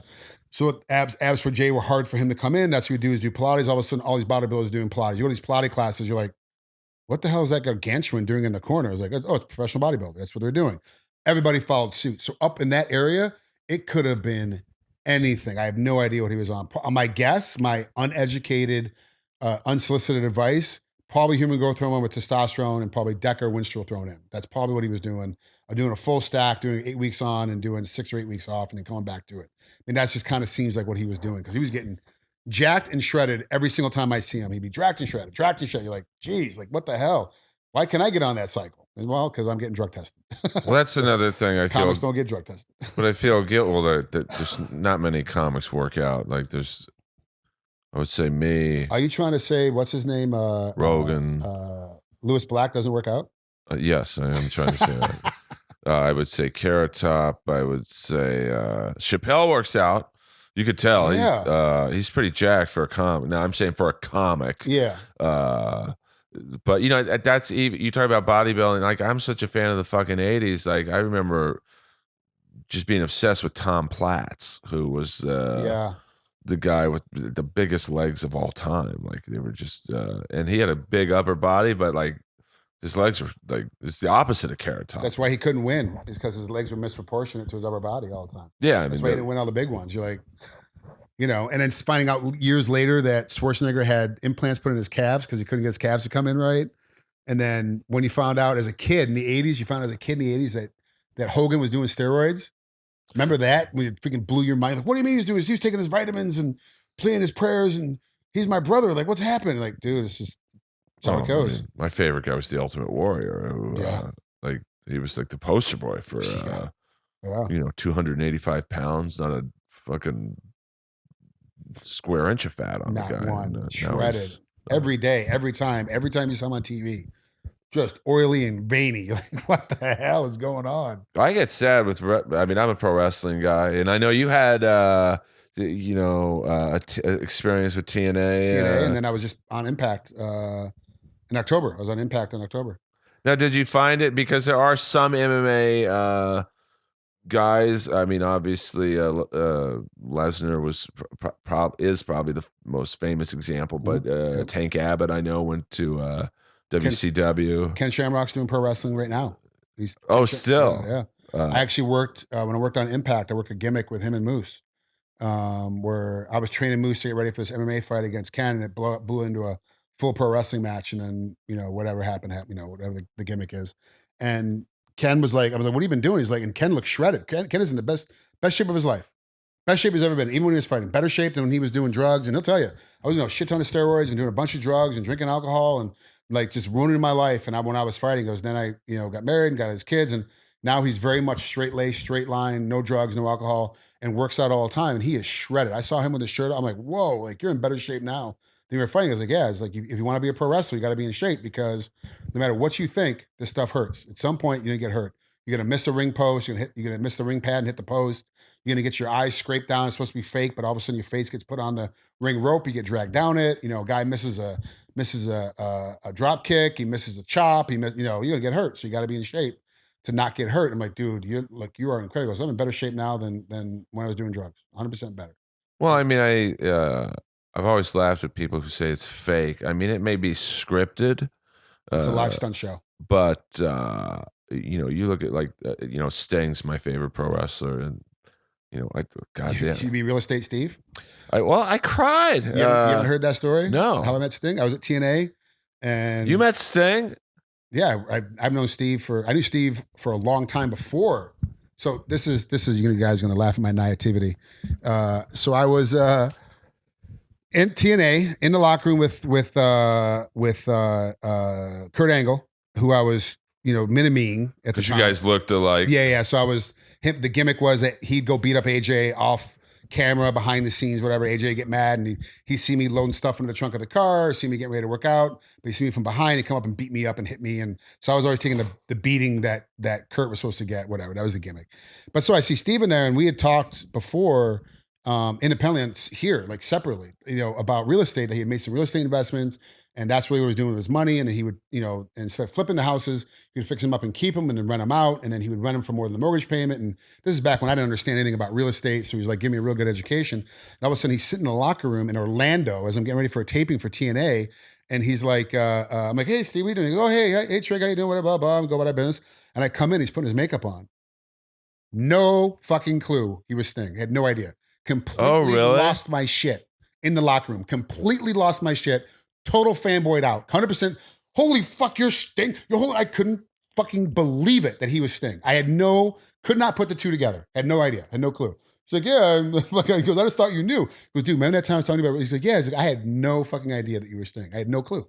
He goes, dude, that's funny as shit. I thought that's why you were talking to me, because you're a fighter and I'm a pro wrestler. I'm like, no, I had no idea. No clue. So, well, I mean, when he went to WWE, which was a big fucking deal, because he was the only guy, who didn't go. He's like, I'm a reborn Christian, or it's that your guys' storylines aren't for me anymore. Yeah, it's not my life anymore. And then they just, in his first match, they fucking buried him. Yeah, with Triple H, and unforgiving. WWE is unforgiving. They don't give a shit. Well, it kind of gets me into, like, maybe we'll segue into how possibly certain organizations might be that in the MMA world. But, like, to me, it's like, this guy's a wrestling beyond a legend. I don't know what the next thing is. Yeah, who's the bigger wrestlers than him, than Sting? I mean, Hogan might be considered bigger. You might consider Andre the Giant because he passed too early. Flair, obviously, because Flair is the biggest. I don't care what anybody says. Flair is the biggest star in pro wrestling has ever had. He by far and away crushed everybody. But still, Iron Sheik and Sergeant Slaughter, Piper, like, he killed all those guys. Sting was way better gimmick than those. I mean, still today, people are trying to mimic Sting. Well, I think his problem was he never went to the WWE in his physical prime. Yeah, like there were so many matches. Like the Undertaker and him would have just been crazy and. So by the time he went to WWE, he's certainly not like ancient. He's 54. Yeah. But in wrestling, that's like fucking 400 years old. And then they just buried the guy. Yeah, and to your point, there are some organizations like that. The UFC is number one at that, where they bury you. They don't. You sign up for the UFC, and they're not. So at first, I thought they were just being mean. They want to get rid of everybody and kind of like just prove the biggest show in town. No, that's Joe Silva, who's now retired as the matchmaker. He's since retired. He made a shit ton of money for the UFC, and they paid him out when the buyout, and then he's gone. He's retired. Smart, good for him. He set it up. He tells you when he would sign you, you're getting thrown to the wolves. There is no easy match in the UFC. Not one person. You come in 20-0, 30-0. Look at Shorty Torres, Jose Torres from Chicago. He comes in. He's like, his amateur record was like 21-0 or 22-0. Then when he was 5-0 as a pro and in the smaller leagues, and comes in the UFC and loses and goes 2-3. You're like, what the hell happened? No easy fights. That's the way that place is set up. That's the way that promotion has set up their fights. Nobody gets a tomato can. Nobody gets an easy fight. Everybody gets thrown to the wolves. But then when they say that they have the best fighters, there's a little bit to that claim, because all their fighters have been put to fire every single fight. There hasn't been like a boxing set of a guy we talked about it earlier with De La Hoya throw these fights. If these guys he's trying to build up, trying to build their records up, trying to get them going on Friday night, like he's trying to get these guys set up so that later you can go, yeah, this guy's 12-0, he's 13-0, he's got whatever 6 knockouts, and start putting this guy to work. He's got a reputation now. In MMA, they don't do that. Everyone gets thrown to the wolves. Every fight you take in MMA, you can be thrown to the wolves. The UFC just does a really good job of telling you that when you walk in the door. You want to sign with us? Tough fight right off the bat. You know who's in the weight class. You know who we have signed. Who do you think you're going to fight when you come in? 100% you're getting thrown to the wolves. We want to see if you can rise to the top of it. The other promotions don't tell you that. But every promotion is like, we got to put you to the top. We got to put you in the game. If we're signing you, if we're investing dollars in you, if we're investing marketing money in you, if we're going to spend our time on you, you better pan out. You got to make us money. To find out if you can make us money, you got to win fights. If you can't be this guy, you're out. That's just how it goes. Well, as a fan, I do kind of I liked what they did with Lesnar. All right, you want to, Mr. Pro Wrestler, you want to be in our playpen? Heath Herring's your first fight. Like if Heath Herring's your worst fight on your card, you've been through the ringer, because he was pretty good. Heath was good when he fought Lesnar. He was still right the tail end of his prime, but still in his prime. Oh, all right, you're gonna get Frank Mir twice. You're gonna get. He only got Frank twice because he lost the first time. Well, let me get has a ref and I want to get back to my wild scenario. Sorry, dude. I totally went off topic. I mean, I know at some point you have to leave. In that first Lesnar Mir I'm not fight, leaving ever. Well, I mean, who am I to sit there and kick you out? Lesnar was probably on his way to beating him, and then there's a few hits to the back of the head, and I think it was it Mazzagatti? It might have been. I'm not sure the ref was. He stopped the fight, and then they restarted, and then that's when Mir got him in the toe hold, I think. Knee bar. Well, do you think that toe hold? He had both, but yeah. No, you're right. Please correct me. As a ref, would you have stopped that? I mean, I know you probably haven't seen the fight in a minute, but do you there was so much marketing behind that fight with Mir, and I'm, this is where I think the UFC MMA is kind of like comedy, where they want someone to win, they want them to win. Lesnar that probably would have been a good look for Mr. WWE to come in, beat the ex-champ. They restart the fight. Mir does what he does. Would you have stopped the fight? No. Do you think the ref was under pressure of Jesus, do I stop this? That was a hit to the back of the head. So I can say this about Steve Mazzagatti. He really did get a bad rep. He really did try to get better at reffing, and then got pulled from reffing. He came back and reinvented himself as a judge because he really wanted to be around the sport. He wasn't a guy that was just doing it for the glory of doing it to be on TV. He really loved MMA, and he really thought there was a position for him. So he's like, look, you guys are going to let me judge, or you guys are going to let me ref. I'm going to go become a judge. I'm going to go learn to become a judge and do these things to make things work. For whatever reason, I'm not really sure. Was it the UFC and Dana saying we don't want this guy? Was it that he just really sucked? I don't know, because I don't work in Nevada as a ref or a judge, so I don't really know what fights he was on, what fights he wasn't on, and what happened to him. But then when that was over, when judging was over, I went to a fight in Nevada. He's a timekeeper. He ran himself. I'm like, Steve, you know how humbling it is to come in as one of the refs that they use every single time they have a fight in Nevada, to being the guy that you get ostracized out, that you get removed and lose your reffing license, that have to come back in and get a judging license, to then get removed from that. You've now been kicked out twice from the commission in the sport. For you to come back to be a timekeeper, not saying timekeeper is a lower, but it's his third position. Right. That is super humbling. And he does it with a smile on his face and doesn't care because he's in there. Steve really cares about MMA. He really wants to be in the sport, a part of the sport. Do I agree with the decision for him to step down as a referee? Absolutely, I do. He was making mistakes. He could have corrected them. He could have went and took a course, took John or Herb Dean's course, and learned how to be a better referee. Redid it. It just didn't happen for him at that point. During that fight, I don't remember it clearly in my head, but I will tell you this: it was Mazzagatti. I'm looking. Okay, so it's intent. The back of the head. We're gonna watch this. For those of you at home, I'm showing Frank the fight. Lesnar is pretty much winning the fight, and then let's Mir roll up on him and get that knee bar. That's the very end right there. He's tapped. Now, right before this, there was a few I don't want to say light shots because There's nothing light at the heavyweight division. Light from Lesnar, especially from Lesnar. Kind of like a 50-50, like hits to the back of the head. Yeah.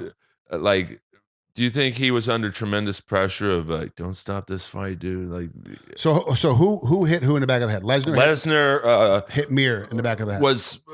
Well, he was hitting him in the face, and then there's like maybe a couple in the back of the head, and then he'd go back to the face, and like. Okay, so here becomes the issue too. So, and I'm sorry because we weren't able to see it. Did he stood him back up again? Obviously, yeah, he stood him back up again, and Mir was underneath. He stood him up, and that's when Mir. So, my assumption is Mazzagatti, and this is the protocol. Like I said, I don't know what happened. Don't blow me up. Don't yell at me. Don't start calling me in names and all this other bullshit. Well, there are trolls out there. Every time I start talking about another referee or another fight, I always get lit up by everybody. I'm not talking to trolls. Like promotions, heads of promotions will call me. Like, you can't say that. You can't talk about that. And I get lit up by all these other people for saying stuff. Well, anyway, I don't want to get you, like I said before we started. So what my assumption is that Mazzagatti went, watched the back of the head, stopped hitting him in the back of the head, and then he saw a second or third shot after the warning, and then went, okay, stop, time, separate. You hit him in the back of the head. What's the intent? Were you intentionally trying to hit him in the back of the head, or was Mir moving his head? So in our pre-fight that we talk about, we go into the pre-fight. Here's the rules. Here's what I'm looking for. As your referee tonight, that's what I'm looking for. One of the things I say is like, look, you get inside. You have an underhook on the far side. You're inside mount. You're punching the crap out of him. And he turns his head. And you hit him in the back of the head. I'm going to warn you for hitting him in the back of the head, but that's a mulligan. That's on him. He caused that to happen. He turned his head. But now you know he's going to turn his head when you throw a punch. Right. I know he's going to turn his head when he throws a punch, which now tells me you have to keep it legal. If you hit him in the head again, I'm going to stop. I'm going to call time. I'm going to stand you up, and I'm going to make you lose the position. Which is what happened. And that's how it should go. I've warned you. I've given you the soft warning in back. Hey, watch this position. I've now given you the hard finger wag, the mama finger wag. Hey, watch the back of the head. You hear us yelling on, okay, stop time. Let's get up and change this position. The penalty is to separate you from the position. If I think you purposely held his face in position and whacked him in the back of the head, I'm taking a point. If you're being egregious about how you hit this guy in the back of the head, I'm taking 2 points. You are intending to hit this guy in the back of the head, and you are doing it with severe intention. You're being egregious. I'm taking 2 points. That's how it has to work. That's how it goes. Mazzagatti didn't take a point. He stood him up and said, look, this is a position that you were supposed to watch the back of the head. You got to stand him up. Doesn't matter. So the cool thing is that you can be under pressure from the promotion. But most people don't know this, how this works. You can be under pressure from a promotion to have a particular fighter win. We don't work for the promotion. We work for the commission. Now it gets convoluted when, like, in whatever they go someplace. Brazil has a commission, right? I'm thinking about my buddy Guy. That's a judge down there. Brazil has a commission. Don't think they don't have a commission. They have a commission. But the UFC goes down there. There's no commission in Brazil. They bring Mark Ratner in to help set it up, and they bring in their own inspectors. They bring in their own judges. They get everything lined up with the referees. Blah blah. They get everything lined up. You technically work for the commission that doesn't exist, which the UFC is the commission. So then technically you work for the UFC. But regardless of where you are or what you do, you don't really work for the promotion. You work for the commission. But the promotion pays your fee. So they have to give a check to the commission to pay you at the end of the night. So you're still working for the promotion. Right. So it's a really weird kind of situation. In California, the promoter and the people that work for the promotion are not supposed to speak to me about something they don't feel like is right.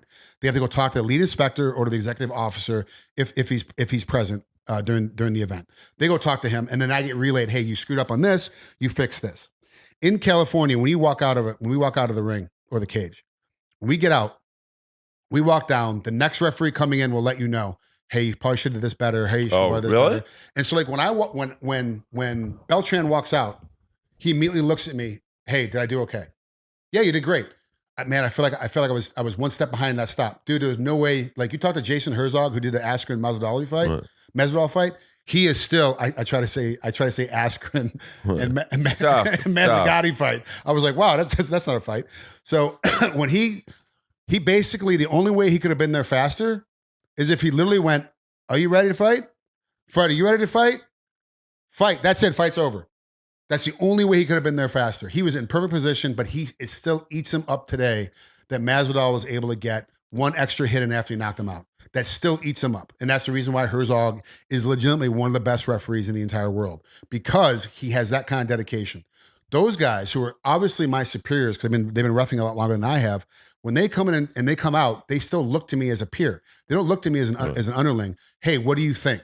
And we talk to each other about what happened, what went on. So we know when we walk out of that cage for the first fight of the night that we have to ref, that we still have 3 more fights tonight, that we know that we're doing okay, we're on track.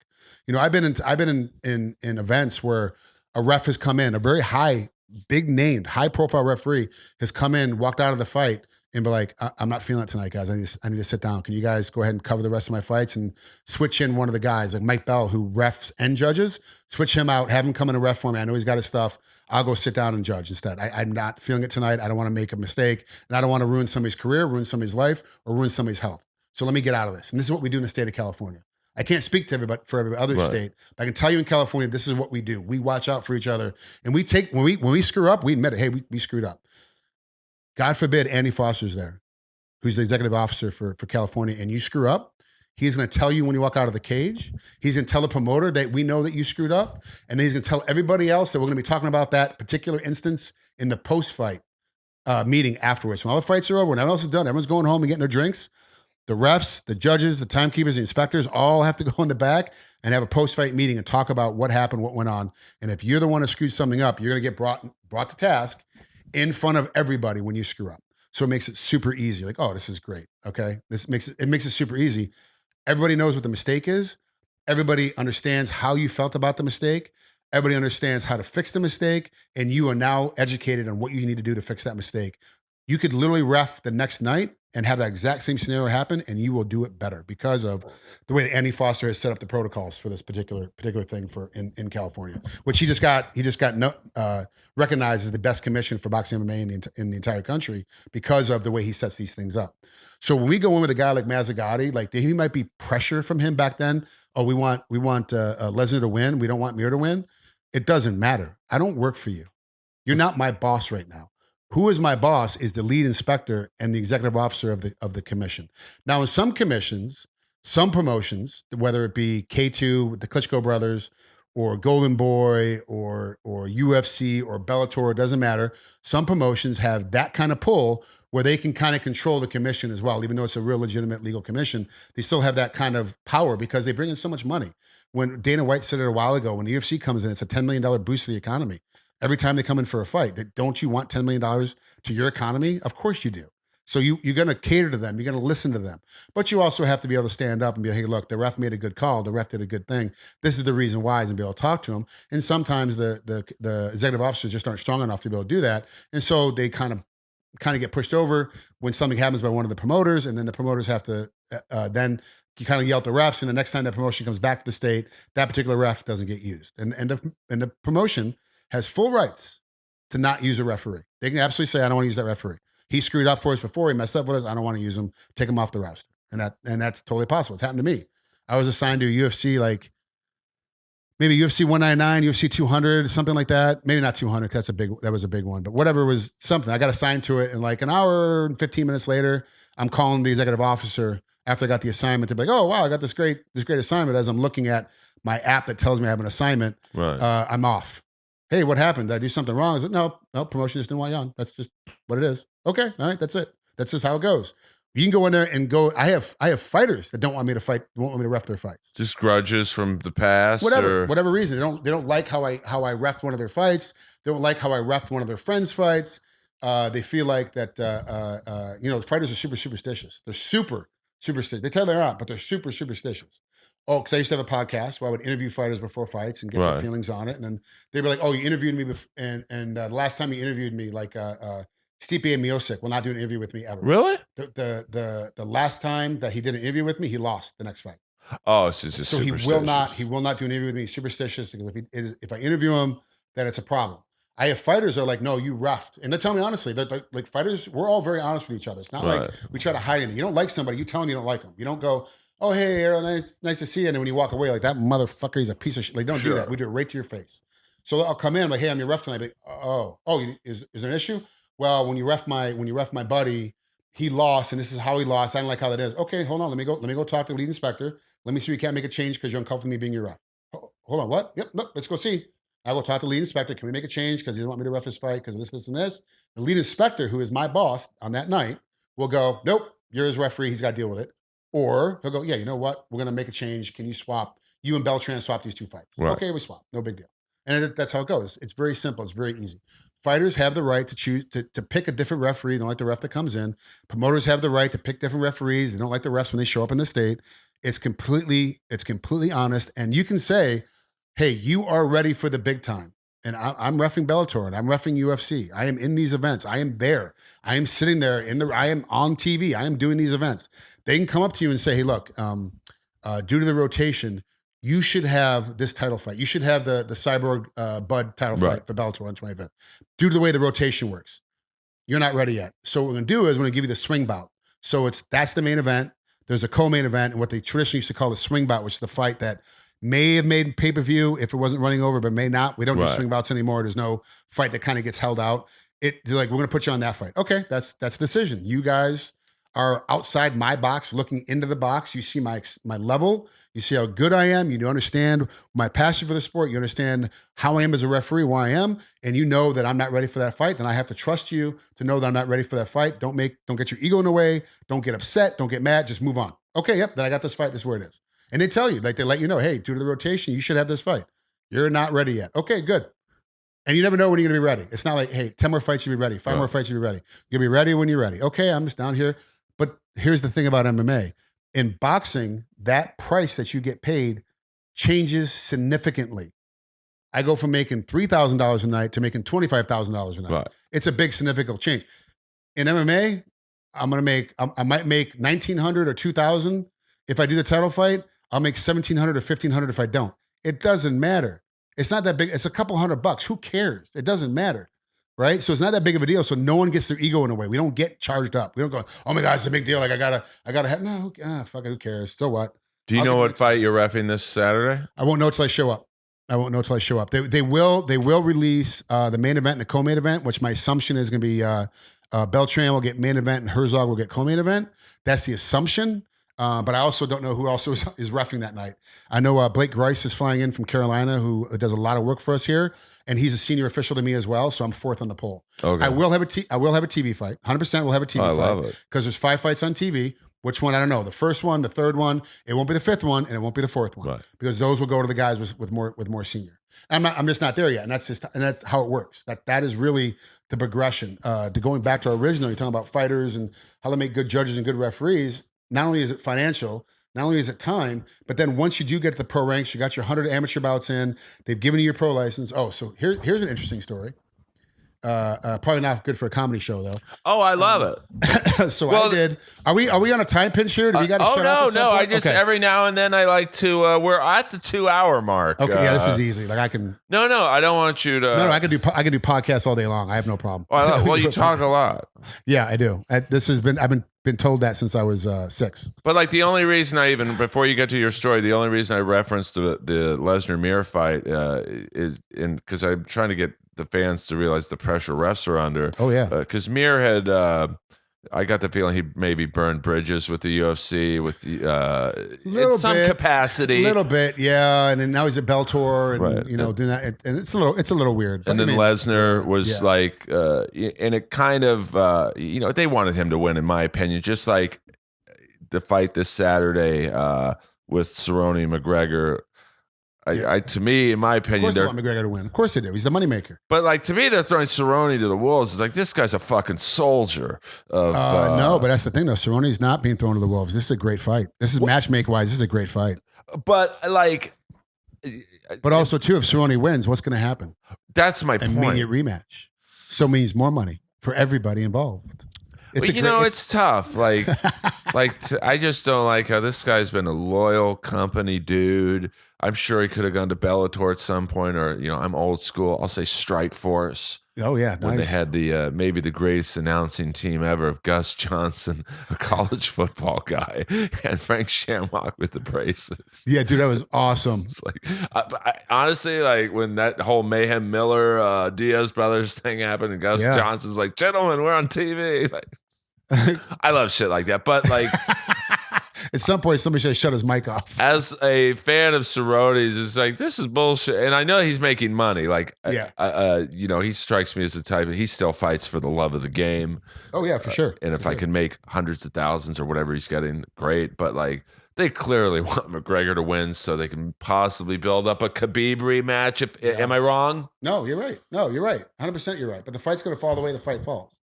The fight's going to be, it used to be as real as it gets. That's what it used to be on their canvas. This is legit. It's going to happen. The fight's going to fall the way the fight's going to fall. It's just like with Bellator. Well, since you're with you're not with them, but like since you're working at, like I would guess that Mr. Coker wants Cyborg to win. I mean, because if she loses, it's like, just like when she lost. We spent all this money on somebody that's about to lose. When she lost to Nunes, they spent all this money on her to fight, to be this great fighter. She lost to Nunes. It's the same thing in every promotion. You've got your favorites. It's like being a parent. You have your favorite children. It's what it is. It doesn't matter. It's what it is. Are you the favorite? Are you not the favorite? Doesn't really matter. They're still gonna go. Your parents are still gonna die for you if they have to. But they're still a favorite. Everyone's got their favorites, but sometimes their favorites don't do well. It's just how it is. Sometimes the favorite's a drug addict and he's in and out of prison his entire life. That's just how it works. But as a ref now, like let's just say you're reffing Cerrone McGregor. Mm-hmm. You go into that fight. You have an inkling maybe that the promotion might be rooting for McGregor. Oh, sure, you have an inkling, but you just don't care. But do you does that affect the pressure? Like, let's say Cerrone, who's not necessarily known for his KO power, but like he's still capable of. Let's say he's got McGregor on the ground, and he's just killing him. Do you start to think, Jesus, what if I stop this? No, I don't. I can only speak for myself. Right. I don't know what anybody else thinks. I know that for me, I do not think that way. I do not take that pressure. I don't care about what they got to say. I don't care about who they want to win. I don't care about any of that stuff. What I care about is fighter safety. That's my job. I'm not in there to fight. I'm in there to stop you from doing fouls. A referee's job isn't, they don't, especially with the NFL, because the playoffs are coming up and we're getting ready for Super Bowl here pretty soon. The refs and the line judges and all the stuff they're there for an NFL, I was going to say fight, NFL game. They don't stand there and go, penalty for throwing a 30-yard touchdown pass. Right. No, it's clean. Everything was good. Why stop it? The only time they blow the whistle or throw the flag is when something is wrong. They're there for fighter safety, helmet to helmet, holding, things that are going to do you damage, cut blocking, blocking in the back, like all these things. They're there. It's player safety. That's what the refs and judges are there for. Player safety. Yes, there's an empire, call strikes and all that stuff, whatever, blah, blah, sure. But it's also player safety. If they see something illegal going on out there, baseball's a bad example because everything that happens in baseball that's illegal is usually caught months later, like with Houston and the Red Sox getting caught for stealing signs. It happened months later. They find stuff out later. But they're there for fighter safety. My job is fighter safety. If I'm reffing Cerrone and McGregor's taking a pounding, and I have verbiage. There's verbiage that you have to say. And we say this back to our pre-fight. I say this in the pre-fight. So you're looking for words. If you hear me say, move, I need you to show me a move. I need you to show me you still want to be in this fight. Show me you want to be in this fight. You hear me say something like that, I need you to give me some kind of movement. You don't need to give me thumbs up. You don't need to look at me and tell me you're okay. Keep defending. I know what the defense looks like. I know what the movement looks like, but you got to move, right? It tells me that your head might not be working with your hands anymore, which means I got to think about stopping this fight. If you hear me say, I'm looking to stop this fight, you got to move right now, I am walking in to stop the fight. So you got to give me a big motion to show me your head and your hands are still coherent. Otherwise, to me, you are taking enough damage where I can stop this. The only time I get into a problem is when I step in and I don't say anything, but I have to stop the fight because the punches have already come. And that happened in the Bellator fight I fought in Hawaii. They did a big news report on it. It went viral a little bit because during the fight, the guy got knocked out, clean knocked out, right? So I step in, I wave the fight off. I literally elbow, and they're little guys. So I elbow his opponent off, and he flies halfway across the ring because they're 125 pounders. I knee mount the guy that's been knocked out, and I have my knee on him, but I'm not on him. It's hovering above him to keep him from sitting up because he just took a huge head trauma. He caught an elbow to the head against the cage. So I'm trying to hold him down. I'm like, hey, dude, it's okay. Let the doc come in. What are you talking about? And he's trying to reach and grab the cage to pull himself up. I'm good. What are you doing? Why did you stop the fight? What happened? What's going on? I'm like, hold on. Fight's over. You got knocked out. I need the doctor to take a look at you. The doctor will be here in a second. He'll take a look at you. Doctor comes over and I go, hey, he's still trying to sit up. You sure you got him? Doc's like, yeah, I got him. Yeah, I got him. Get up, walk away, whatever, blah, blah, hands raised. Fight goes over. I go out, have a couple drinks with my friends, have some food. Next day, I get a message, private message from him. I went back and looked at the fight. Thank you so much for stopping the fight. Not only did you save me in that fight, you have lengthened my career because you didn't let me take more damage. Thank you so much. And I just, my wife was like, you got to repost this. I'm like, no, it's a private DM. Right. I don't want to repost. Just want to keep it to myself, but it's very, she said, no.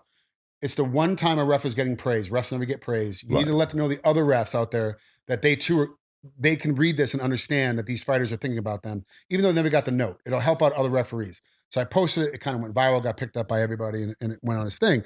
But it's to the point of I'm only in there for fighter safety. Right. I don't care how the fight is going. I don't care what's happening in the fight. I don't care who wins or loses. I want both guys to be able to fight later. I want both guys to be able to go on and be able to continue. And they are able to do this because I'm able to get in there. If McGregor is taking an ass kicking, I give him the warnings. Show me that you're able to fight. Show me that you still want to be in this fight. I'm looking to stop the fight. He gives me no motion. I'm stopping the fight. I don't care who they want to win. It doesn't matter. What matters to me is these fighters are able to go home, have of course they're going to get cut. You know, Sure. Of course they're going to get beat up. If they don't tap on an armbar, of course they're going to break their elbow. If they don't tap on a Kimura, on an Umaplata, of course their arm's going to get broken. It's the way it is. But it's not going to kill them. Right? It's nasty. It looks weird on TV. It looks disgusting. Makes you want to vomit a little bit. But they're not going to die from it. They're going to go right in the back. They have doctors ringside. They're going to get taken care of. They get transported to the hospital. They'll get x-rays. They'll do the surgery right away. Like everything will be fine. It's not that big. It's not really, honestly, it's not that big of a deal. I want them to be able to continue on with their careers. If you let a guy take a bunch of head damage, you let a guy take a bunch of head beating, let a guy get beat up all the time, get thrown to the wolves, get hit, take a bunch of damage on his feet, never fall down like Ray Mercer versus Tommy Gunn. Ray kept smack. He'd hit him with the left, and Tom would fall to the right. He'd be almost down to the ground. He'd hit him with the right, stand him back up again. He'd fall to the left. He hit that guy. He hit Tommy probably 14 or 15 times, and the ref couldn't stop it because back then you got to wait till the guy hit the canvas for it to start to count. Now boxing has changed. You can get in and wave it off right away. Like the guy's taking too much damage. He wouldn't fall down. Tommy's legs wouldn't let him fall down. So as a result, Ray Mercer beat the living piss out of him. There's nothing you do to stop it. Fighter safety has changed. It's evolved, especially in MMA. It's evolved. Now, if McGregor's taking a beating or Cerrone's taking a beating, it doesn't matter. You jump in, you stop the fight. The one thing refs have to have, thick skin, because you are going to get booed. You're going to get yelled at. You're going to get motherfucked on the internet. You're going to get yelled at all the time. And you got to have thick skin. So when I first started reffing, like, hey, are you okay with this? Because I had a couple of boos during amateur fights. I have messed up fights, but I've not messed up the decision of the fight. Right. I've caused mistakes to happen in a fight, but nothing to cause the wrong person to win. The right person always won, no matter what I did, okay? So I've been very blessed. I've been very lucky in that mindset. But you still get booed. And when you got, it sounds weird, but you're in a small hall and there's fight, and you know some stand-up comedy. You got 50 people booing you. It's way louder than 15,000 people booing you in a big arena. Oh, sure. In that little small room, you're like, wow, man, like I really screwed up. So I walked out. JT Steele, who runs Camel, was like, hey, you okay? I told you, refs have to have thick skin. You're getting booed. Like, you okay with this? You okay with this? I go, JT, have you ever seen me fight? He goes, yeah, I watched all your fights. Have I ever been cheered before, ever? He's like, oh, no, you got booed the entire time. I go, yeah, I played heel the entire time I fought because heels are how you get paid. I played the heel. Oh, yeah. I'm going to get booed. Booing doesn't bother me. I could give two shits. It doesn't bother me. Boo me all you want. I don't care. It doesn't affect me. Why doesn't it affect me? Because it's a gimmick. I got booed the entire time anyway. And because I had to take John's course twice to pass it. And I know how hard it is to be a referee and a judge. Now that I'm doing it, I realize that 95% of the people booing me have no idea what just happened. They weren't even watching. They weren't even watching the fight. They have no idea. They were getting a beer. They weren't paying attention.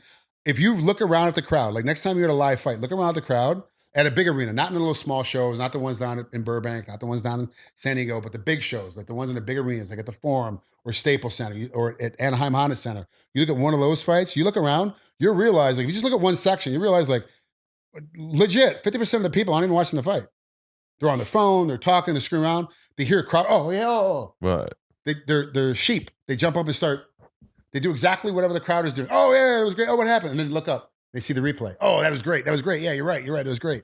But they're there. You know what I'm saying? So like most people don't even pay attention to the fight. So to me, when you're booing me, do you really honestly even know what the hell just happened? Do you even have a clue what just happened? You're like, oh, boo, what happened? Boo, boo. And they see the replay. The guy got a straight nut shot. Like straight nut shot. Straight up the center. One is even trying to hit him in the leg. Straight nut shot. Straight up the center.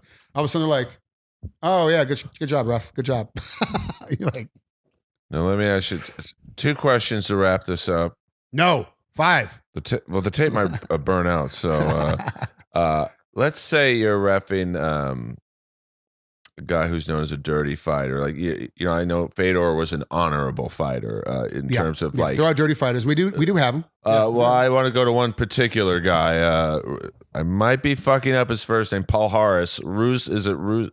He was the guy with the leg locks. He would hold on to the leg locks. Rusmar Paul Harris. Yeah, Rusmar Paul. Yeah. So say you're reffing his fight, and it kind of leads into my second question. Do you go into his locker room before the fight and go, "Hey, dude, not tonight"? Like when you know he's probably going to be dirty. So I don't say much when I fight. When I referee, are you ready? Are you ready? Fight. But like I'm talking about before the fight. No. This is okay. I'm backstage now. Okay. This is my pre-fight. I go, okay, just so you understand, I don't say much when we fight. If you hear me say I'm looking to stop the fight, if you hear me say, show me you want to be in here, here's these things, we just talked about them. To that point, if you hear me say stop, I need you to stop, especially if you have a submission on. I need you to stop. At that point, I have determined that you have done so good at this fight that your opponent is now defenseless. And I am now there to defend him. I will do whatever I have to do to get you off. If you hold on to the submission like Paul Harris did against Jake Shield, kept that camera on too long, right, then I am going to eye gouge you, bite you, punch you in the mouth, do whatever I have to save his shoulder, to save his knee, right, to save his neck. I am, and guys, and you tell most of the fighters now, I've seen my fights, and you know how violent I can be. So you understand it's not going to bode well for you. I will do what I need to get you off of him. And then you're going to get fined and suspended by the commission. And more than likely, because you and I have had this conversation, we'll have legal problems as well. But what do you mean legal problems? Because I've warned you to do this. If you now do it, your opponent, I'm going to tell him when I go to the other corner, your opponent has complete rights to sue you civilly for fucking him up if you fuck him up. 100%, because I've warned you not to do this thing. If you do this thing, now we're in a heated problem. And we have fighters that are like that. And we use Paul Harris as the example. I know he did that to Jake Shields, and he also John Fitch. I want to say he held that knee. He caused John had to have surgery. He was out 10 months. He was out 10 months because he had to have surgery. He blew his knee out. And there was another fight. I might be wrong in the organization. I want to say World Series, but he did the same thing. And it's like, Jesus, this is every fight. So now no one, right. Like jiu-jitsu places don't even like him coming in. Like competition, jiu-jitsu competitors don't even like him coming in. Like, because they're like, he'll hurt you. But is he like at some point he's got to know he's dirty. He's dirty. So he's just like, oh, what are you talking about? Like it's I got to go until it breaks. Like that's how I was taught. Well, guess what? This is a sport. It's not a street fight. If it's a street fight, go ahead until it breaks. This is a sport. If it breaks because he didn't tap or didn't yell out or didn't scream or asked to stop the fight, okay, it breaks. But if he says stop, then you got to stop. What is your problem? He just will not stop.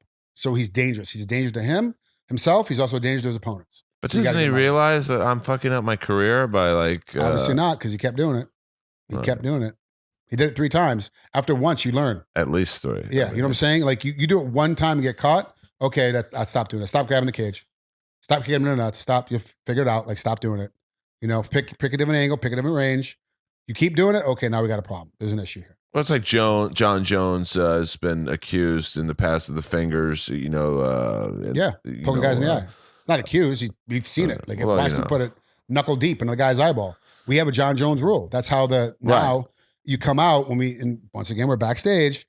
Hey, when you come out, you cannot have your fingers extended towards your opponent's face. I don't care if they're extended towards his legs or his crotch or away from him, above him, around him. Once your fingers are extended towards his face, they need to be in a fist or to the ceiling.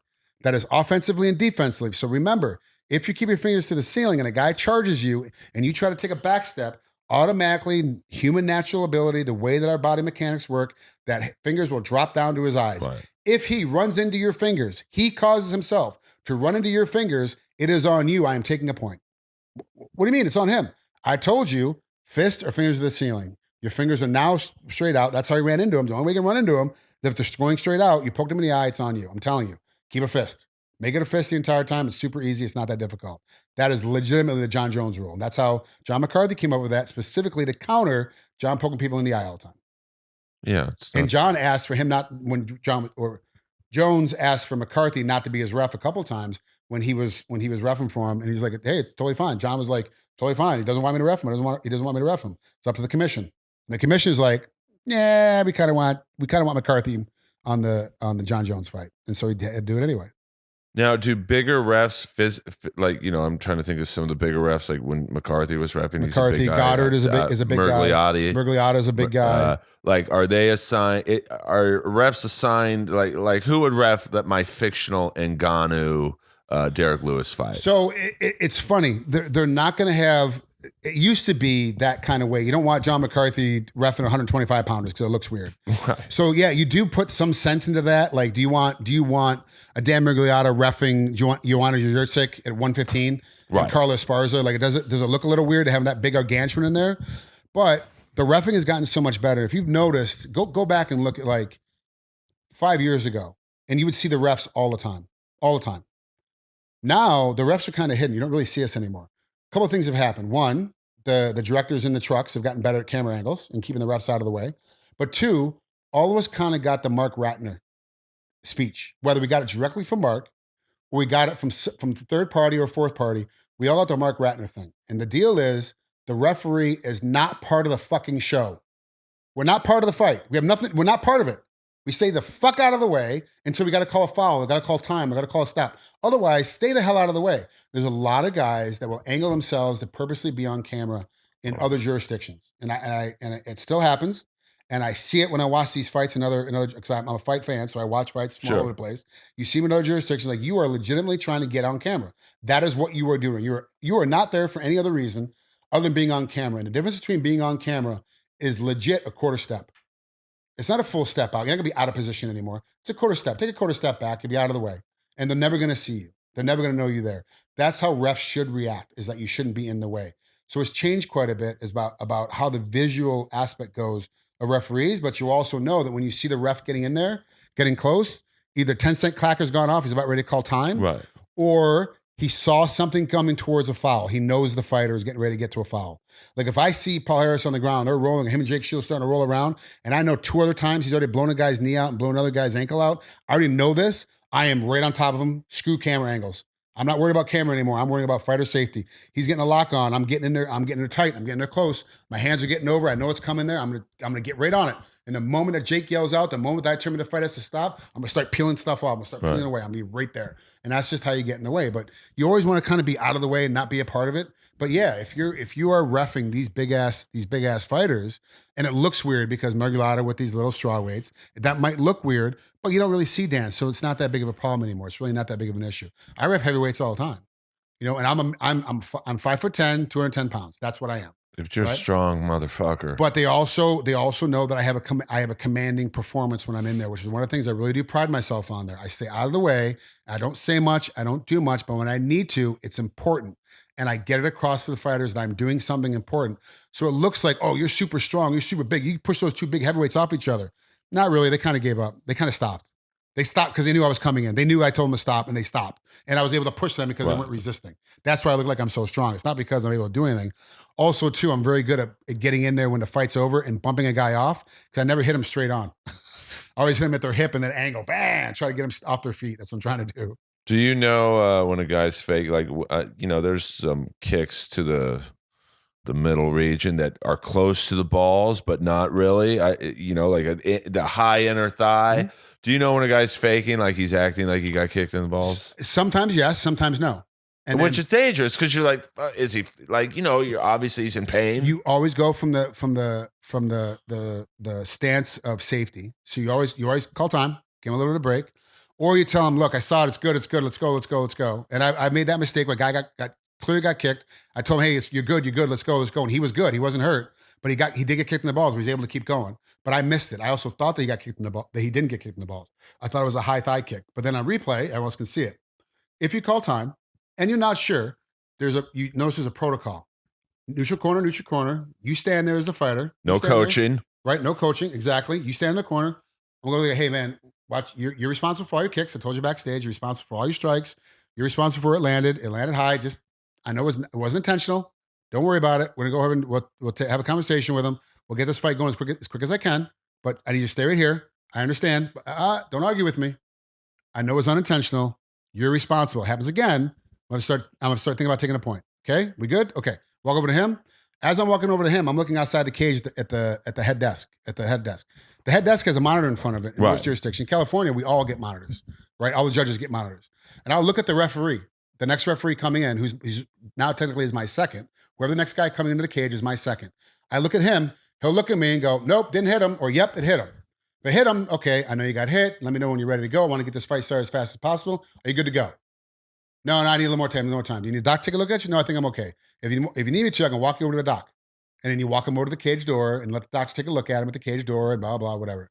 If it's a no, you go, okay, look, didn't hit. I know you're good. We've already called time. Let's get this fight started. We're getting ready to get back to it. Well, go, no. Sorry, we saw the replay. Didn't hit. We're getting you back into this fight. You ready? Fight. You don't give me an excuse because I have confirmation from outside and I can see the jumbotron that shows there was no contact, right. Even though I thought there was contact. So all that happened was a 6, 7, 12-second break, and then we're back into the fight again. Let's go. If there's a real instance, I'll let them take as long as they're not. And how long do they get for a ball shot? 5 minutes. How long do they get if there's blood? I don't know. How long do they get if their finger's dislocated? I don't know. How long do they get if their toenails dislocated? I've never heard of that before. I don't know. Right. There's no time on anything but blood. Blood is, or nut shot. It's the only time. Right. The only time that frame that you have is with a nut shot. You have 5 minutes to recover. That's it. Everything else. So dislocated finger, like you're the ref. You see, I'm just going to throw out 2 wild names from the past. Paul Bonatello, the headhunter. Wow. And that's how big of a fan Great job. Great job. Fighting, I don't know, Rico Rodriguez. Okay. And Paul gets his hand caught in the cage, dislocates his finger. You can't stop the fight. What's he doing? He's probably going, ouch. That's what I would be doing. Okay. So can he quit? If you raise attention to that appendage, I have to stop the fight. If you do not, you halt it or you stop it. Stop it. Fight's over. So if he says, "Hey, my finger's dislocated," fight's over. Done. If he brings attention to it, fight's done. Fighter safety. If he does not bring attention to it, and you just fighting, see it, he keeps going. You're like, okay, so like prime example, or no, I don't want to use that one because it'll get me in trouble. No, I'm trying to think of a fight where a guy had a disfigured. So this goes into the thought process too. A guy's getting punched in the head and he's got a cut above his eyebrow. Yes, wide open cut. Doc has looked at it. It's already been between rounds. They've already taken a look at it. We're fighting.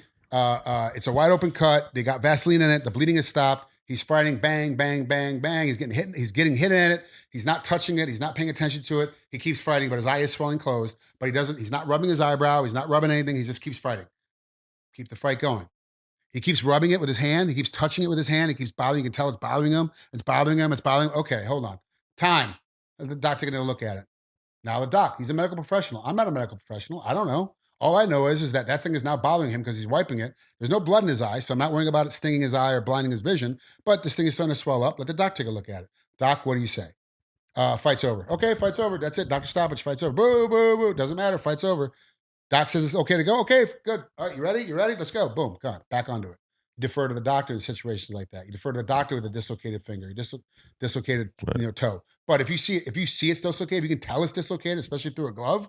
You're like, dude, fight's over. We can't have it anymore. But if he's like, oh, ow, I hurt my finger. Like, okay, you all right? Like, stop time. You okay? You okay? Oh man, I hurt my finger on the cage. I hurt my finger on the cage. Okay, come here. Let's talk to the doc. Let's walk over to the cage door. And the finger. Takes a look at him. Doc's like, it's dislocated. Fight's over. We're done. Now, say what last thing, and then I think the tape is going to blow up. First of all, thank you very much. Of course, my pleasure. Anytime. I'd love to do this anytime you want. Oh, listen. I'd make you a sidekick if you got the time. I'd do it for sure if there's money involved. Well, this will be the last time you're on this couch. No, I'm just kidding. Moving to the new studio? Oh, perfect. Well, if I can get rid of, I don't like to talk about what's upstairs, but if I can. Why would you want to talk about it? It's a perfect platform to talk about it. Well, it is, but I want to be known for my comedy, and then people want to ask me about the jerseys. It's still an advertisement. You can do an advertising. If BioCell came in here and wanted to do an advertising, you would run their commercial. You would talk about their commercial. It's a commercial for the stuff you're trying to sell. Well, I have probably the world's largest game-worn hockey jersey collection of fighters. So that means every goon, every enforcer. Pretty much from Steve I saw McKenna. Today. It is incredible, guys. Frank is one of, there's only been, I think, 4 other people allowed in that room. Theo Fleury, two-time Stanley Cup champion. Dustin Penner, a 2-time Stanley Cup champion, and his police dog. and one other person. Well, we won't get into who that person was. Why not? Why you got a secret? Was it is it an ex? Yeah. So okay, all right, we understand that. Okay. So, but getting were they back, trying to steal something? Were they get in there because they're trying to steal something? There's some shit. People knew the value of some of those things. But I'm thinking about going up there and stealing about 10 of them myself. Steal the 9/11 jersey, but Eric Bolton. That's not worth much anymore right now, right? That 5,000, 6,000. Well, here's a funny story about that. So. You're right. Maybe I should talk about this. You should, absolutely. Rangers and Sabres, like I told you, had the first sporting event after 9/11. They made 20 jerseys, 40 jerseys total, 20 for the Rangers, 20 for the Sabres. No authentics or replicas were made. They were auctioned off after the game, and the funds went to the firefighters and police from that day. And the funny thing is they sat in a... the auction took like a month, of course, and because they wanted the most amount, so they left it open for a month. They left all 40 jerseys on top of each other in a basement in Madison Square Garden for 1 month, unwashed. Oh, now I don't know what I'm assuming MMA gear can get funky, but hockey might be even worse just because people don't understand. Like we were talking about Zdeno Chara being 270 naked, but with gear on, he's close to probably. You sweat incredible amounts in hockey. So to know that you had 40 jerseys unwashed for a month. So when I got the jersey. Actually won Steve McKenna's, he didn't play in that game, but he skated in warm-up. So I won his jersey and Eric Bolton's jersey, who got into a fight in that game. When I got both jerseys, the smell was so ungodly, but I was so excited. I had a show that night at the Comedy Store. You wore it anyway. I wore the Eric Bolton jersey. Ugh. And your comedy stunk that night. Oh, I'm telling you, and I do, I do all right with the ladies back in that era of my life. I couldn't get a girl to come near me. Oh yeah, for sure. It was a month of stench. Because they're thinking like, not only does his jersey stink, what's his ball smell like? Yeah, that's what the girls are thinking. What's his ding-a-ling smell like? Gosh, so my last question, and you are welcome back anytime. Maybe first of all, guys, you got to buy it. You got to get these jerseys sold because you want to get to the new studio. Yes. And then you can afford a sidekick so I can come in here once a week and we can sit down and shoot the shit for 3.5 hours. Well, you look at Brendan Schaub as a sidekick, Fighter the Kid. He's killing it. I don't know. I mean, Joe doesn't necessarily have sidekicks, but he has semi-regular, I guess, sidekicks. Tom Segura, Red Band, Tony Hinchcliffe, et cetera, et cetera. Joey Diaz on there quite a bit too. Joey has a sidekick. So I guess Joe Rogan's sidekick still is Eddie Bravo. Yeah, I mean, Joe has a rotating, cast of. I would love to have you as a sidekick. You're perfect for a podcast because you talk a lot, and that's not that. I have no problem talking. I've literally done podcasts where like the guy, the host has left. But that's for like 10 or 15 minutes. I'm just sitting there talking. I'm like, what the fuck is going on? They're in the bathroom listening to it on their phone. Oh yeah, I mean, I know exactly what you said. So the final question for today. Perfect. We talk about stopping fights and knowing when, the pressure. That Bigfoot Silva Mark Hunt fight, both just gashes all over their heads. But it goes to they were both fighting competently. Like, does the sheer size of both those guys factor into should I stop this or every fighter wears 4.5 ounce gloves. Every fighter, it's the same ounce, 4.5 ounce, 5 ounce gloves. Everyone wears the same gloves. So the guy hitting at 115 has a 4 ounce glove in his hand on his little frame. A guy at 275 or 265 has the exact same glove on his hand, the exact same weight glove on his hand. You're like, the reason why you wear gloves, the reason why boxing started gloves with Queensberry rules isn't to protect the fighter getting punched.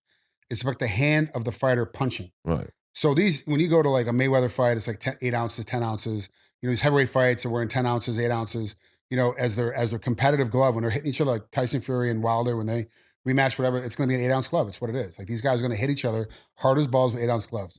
Does that factor into your set? You're like, no. I mean, you also have to find spaces. If a guy gets hit and takes a wicked crack where the top of his head touches his back. Like he gets his head snapped back that hard. You're like, whoa, but did he fall down?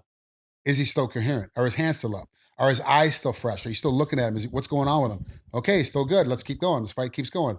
He's not bothering with the blood in his eyes. He's got gashes everywhere. He's cut up, but he's still fine. In between rounds, I'll let the doc come and take a look at it. Let's get to the break. Let's see what happens. The break comes in. The doc is already at the door. He's going to come in and start looking at both fighters. And he'll wait. In California, at least, they wait. Let the cut guy kind of work on it, see if he can stop it, and come in or whatever. But he'll also take a quick look because the docs, especially in California, know, that cut, even if they stop the bleeding, it's too deep. It's already halfway to the bone. I can't let the fight go. This fight's over. This guy, he's too bad. He'll go to the other corner. This guy's good. Go to the other corner. Look at that. Oh, that guy's too bad. I got to stop the fight. Right. He'll look at both sides and they'll make a decision. And they'll tell you. They'll let you know. Hey, Ralph, we got to stop this fight. There's no blood. It's a clean cut. It's a clean cut. Unfortunately, though, I see his skull. Fight's got to stop. Okay, fight's over. It's it. It's done. And does this is kind of a piggyback on that question. Like I remember there was a fighter I used to love seeing, Fabricio Maldonado. Middleweight. He actually stepped up one night to fight Miocic. Yeah. I only bring him up because this guy's ability to take punishment he was like the Tex Cobb of MMA. Yeah. He would take a beating, like a Nogueira versus Sapp kind of beating. Yeah, every fight. I love me some Bob Sapp. It's just talk about shortening your career. Like that. That's how you shorten your career. But like, as a ref, how do you factor in terms of your decision-making ability? All right, let's say we have, I'll go another old school fight. Let's say we have Fabricio Maldonado against, I don't know, Gary Goodridge. Okay. And you know this going in. Both guys can take a beating. You know that both guys can take a beating. So like, do they have a longer rope? Like, yeah, they have a longer rope because you've seen him fight before. You've known, okay, I've seen this guy fight before. I know he can take a beating. He's gonna get deep into this. I know he can take an ass kicking. Let's just see what happens. Like Nogueira, he could take a beating. We know he's gonna get it beat up. He's always gonna probably lose the first round. He always ends up coming back, finding some kind of submission. He can take a lot of beating, take a lot of hits, take a lot of kicks. He'll be fine. We just know that about the opponent. And like on the opposite end of that, I love how I'm asking one question and it's just like piggyback. Of course. Like when you know a guy, and I don't like saying a guy has a weak chin because like, Jesus, you're getting hit by, like Overeem's been accused of having a weak chin. Yeah. Now to me, it's like, well, look who he's fucking fighting. He's getting hit by 250-pound men. How weak is your chin? Who probably at fight night is probably 270 or whatever. His famous knockout he had against Bigfoot Silva, who's God knows how he's got to be close to 300 pounds at fight time. Do you on the opposite end go, okay, well, Overeem has not a questionable chin? We don't think about, at least I don't. We don't think about the chin. I don't think about the chin in that sense because if you get touched, he's going to fall down. Ortiz and Liddell, their last fight for Golden Boy. I was there. Okay? So was I. I was reffing that night. And Chuck looked good. He looked good coming out. He looked good moving around. And they got touched. He fell down. You don't go, oh, Chuck has a weak chin now because of age, because he's had a weak chin, whatever, blah, blah. No, that fighter just fell down. Fight's over. Right. He fell out. He went to sleep. Okay, we got to stop the fight. So it's not like on one half, you don't go, oh, this guy's got a weak chin. This guy's got a strong chin. Right. You go, I know this guy can take a beating. I know this guy survives. I'm going to give him a chance to survive, but there's also a finite point of how much I'm going to let him survive. And every ref is different. On the other end of it, you don't go, the guy's got a weak chin. You just go, okay, if he falls down, fight's over. I'm not going to let him I'm not going to go, oh, he has a weak chin. I'm going to let him take 10 more punches. You go, he got touched. He's going to fall down. So this fight's finished now.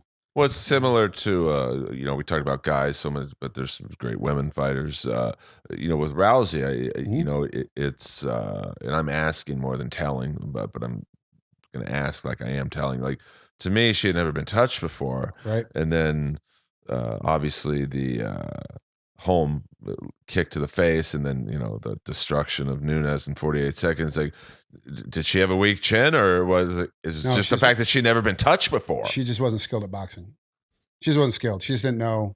No matter what anybody said, oh, there was a rumor for a while that she could beat up any male 145 pounder, that she could box anybody at 100, at 135 pounds, whatever her weight class was. Like it'd be, like that's ludicrous. Like it just doesn't. She doesn't have the skill. Like if you actually understand the game, you understand that she doesn't have the skill. What had happened is that she was the absolute top of cream of the crop best for 4 or 5 years. But during that 4 or 5 years, every other female fighter in that weight class was watching her, trying to figure out how to beat her, how to catch her. That's what they were doing. She's at the top of the heat. She has to worry about 550 people in the weight class. Right. Everybody else in the weight class had to worry about one person. Same thing happened with Anderson Silva. How was Chris Weidman able to beat him significantly both times?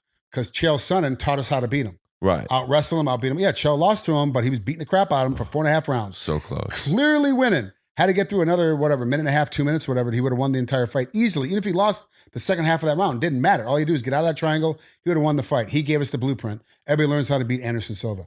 The reason why Ronda got caught so quickly is because the women's division was at the time 10 years behind the men's division.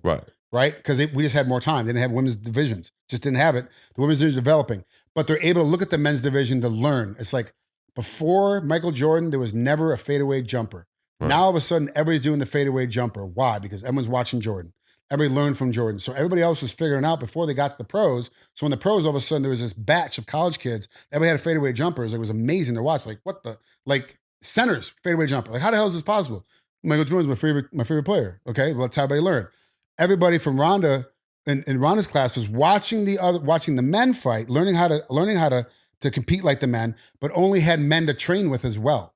So they're becoming smarter like men. So the women's division being 10 years behind. Then when it came to the Rousey home fight, the women's division was 5 years behind. Coming up now, all of a sudden it's evenly matched.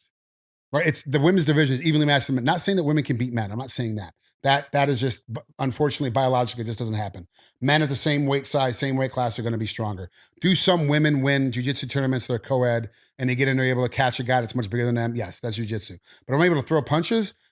It's not a fair assessment. It's not going to happen. But the women's division is just as good as the men's division. They're just as deep as the men's division, to the point now where guys like Coker is starting a whole new weight division wrapped around Chris Cyborg, specifically because there's enough women that will fight at 145. Right. They have enough women now. They can make it. They can get 10, 12, 20, 30 people in the weight class deep. So you have matchups. Like they have this position now. The women's division is caught up. And that's why you saw Ronda fall apart so quickly, because she was the top. She didn't have time to learn from everybody else. She's got to worry about the next person coming at her, right? So she got a false sense of security because she's able to armbar everybody, catch everybody, that she went out there and started striking with Holly Holm. Holly's like, I'm not having any of this. I'm a former female boxing champ. This is what I do for a living. You're not going to be able to strike me. You might be able to out-grapple me, but you're not going to be able to condition me. You're not going to be able to out-strike me. And Ronda made it a striking matchup. And as a result, she got hit. First thing she should have done is she lowered her level and shot a double leg. Like, why was she even bothering standing there? But she stood there and she was so comfortable with her hands, she took an ass kicking. They were Nunes, because Nunes had learned the blueprint from Holly Holm. She's like, I'm a blitzkrieg this girl. And she went out and blitzkrieged her. If they fought again, if they went back and 6 months later redid that fight, it might have went to the second round. It might have went to the third round. Because she's going to know she's going to try to blitzkrieg her again. Ronda's going to get out of the way. And she would have worked on her hands and learned how to defend and tied her up and made it a slow fight. Not saying that Amanda wouldn't have beat her up again in the fourth round come the second fight, but the fight would have been different, right? The fight absolutely would have been different. But all we know is Tyson and Buster Douglas, 1990. That's all we know. The fight that happened, that's all we know. And what happened in that fight was great for one side and very bad for the other side. Well, we almost saw that in Strikeforce with Brett Rogers against Fedor, but Fedor got him. Got him good, yeah. I mean, that was when I started to go, I think Fedor's declining, because I think Brett Rogers was literally 3 months before that fight working at a tire store. Yeah. Like, that's not good that he's having trouble with this guy. At all. But, what do I know? Frank Trigg, like, I could literally... We could do 2 more hours of this, no problem. Oh, absolutely. We didn't even get into your career. Like, that's... Yeah, perfect. That's why I have to come back. But, I listen, that's how I do the podcast. Like, I think any other podcaster, and I'm not comparing myself in the sense, they would have just looked at your fights and, okay, we'll ask about the 2 Hughes fights. We'll ask about, Robbie Lawler fight. And then you're like, dude, I've already answered these fucking questions. So, where can people find you social media? Frank Trigg on Instagram, Frank Trigg on Facebook fan page. I'm full on my Facebook personal page, so you have to go to my fan page, which is Frank Trigg. It's all photos of me. Instagram. I'm only on Instagram, Twitter, and do you have a website Facebook. Or no? I do have a website, but I don't do anything with it. FrankTrigg.com, but I don't do anything with it. Okay. And if you ask me a question, it takes you a minute to get back to you, is because I'm the only one to answer it. It's either me and my wife are the only two people that actually get to this, that actually answer it for this. So sometimes it takes a minute to get to you because I might get bombarded with a bunch of people. Well, that's what I was very impressed with. When we met at KLOS that night, I was like, I was there to see my friend Stephen Piercy, the singer from Rat, and then I was like, oh, this guy looks familiar. Oh shit, that's Frank Trigg. And I'm like, I'll give him my number, ask him to be on the pod. He'll never get back to me. And like the next day, you got back to me. Like, it's respect. I follow up. I try to follow up with anybody, even if it's just, hey, got your number. Thanks for talking to you last night. Right. Boom. And it's the only time we ever talk again. I always try to follow up because you deserve the respect. You gave me your number. You deserve respect of me responding to you. For me to give you a number and not ever talk to you, that's kind of that's an asshole move. I don't want to be that. I don't want to be that guy anymore. Which is why I always get back to fans, and I could see the joy in their eyes. They're like, dude, and I'm not a famous comic, but to them I am. Yeah. And they'll be, I can't believe you got back to me. I'm like, well, why wouldn't I? Like, sure, it might take me a day or two because we got shit going on. So I want you guys to become fans of Frank, and if I know Frank doesn't get money from this necessarily, but if you are around the Forum Saturday night, there's a big 25th, Saturday 25th. Come by and say hi. That's Saturday night, right? It's next Saturday. This weekend is the Cerrone. This fight. Weekend is the Cerrone, right? Fight. And then the following weekend is the Bellator fight at the Forum. So it's a big, and I'm sure there's 8 more cards I don't know about that are happening. It's out of control, man. And I don't like this ESPN. I just want to order the pay-per-view on DirecTV. But we'll get into that on the next spot. One, yeah. Because I'm a fan. I don't like the new setup with Dawson and ESPN Plus. Then Flow Wrestling, and then Fight TV, and then by the time you get done, you're paying $200 just for apps to watch fights. Well, yeah, it's like if you don't have a smart TV, which I do, but I'm horrible at technology. But you're not smart? No, I'm not. I have to watch. I'll watch the McGregor fight on my computer screen, which is big, but I want to watch it on that screen. It's bigger. Yeah. But I don't think Dana White really cares what one guy in West Hollywood cares or thinks about the $4 billion company. Because guess what's going to happen on Saturday? We're all going to pay $65 to watch it. Oh, I will. I think there's a heavyweight fight. We're all going to watch it. I mean, that La Jolla promotion where you were reffing at, I was there. The Liddell fight, there was a heavyweight fight, and I'm not going to lie, I don't remember who it was, but I do remember it was a heavy set Hispanic dude. This guy took some shots. I don't remember his name because it was too unknown guys. I'll be honest with you, I don't remember half the fights that I ref. I can't even. Well, I like those freak show fights, which I like Bellator more than the UFC because they'll take a risk and they'll have a Bob Sapp fighting. I don't know. Look, they had Sonnen fighting. That heavyweight tournament. Yeah, he fought Fedor. He fought Fedor. And then didn't he beat Mir to get through or something? Well, let me see. Fedor beat Mir, and then he lost to Matt Mitrione. Yeah. A Comedy Store favorite. That's what hit me when he came to the Comedy Store one night, and he was rising in the UFC. And I thought he's got to have a Porsche or something. And I'm not putting him on blast here. He's got an ex-wife and kids. He's got like a beat. At the time, he had like this. Here's this huge hulking dude driving like a beat up. I don't know, Ford Focus. Yeah, that's what it was. I'm like, oh my god, they must not get paid that much. No, he's got ex-wives are a motherfucker. They take all your money. We'll leave it on that note. Ex-wives are a motherfucker. So thank you to Frank Trigg. Thanks, man. Thanks for having me on. The pleasure was all mine. He'll definitely be back if he will come back. 100%. Inappropriate Earl, Apple Podcasts, and SoundCloud. You better leave a review. Follow Frank. It's so simple with Frank. Frank Trigg everywhere. Instagram, Twitter, Facebook fan page. Follow him and support him when he's reffing a fight. It's a pleasure to watch a good ref work a fight. So I'm a fan. So I like Herb Dean, Dan Mergliotta. I love watching a good ref take control. Like Mergliotta doesn't take any bullshit. None at all. Yeah, he's awesome. And he's a fucking giant man, which I'm sure helps the fighters stay in line. So thank you guys for the support. We'll be back next week with maybe we'll try and get the headhunter, Paul Bonatello.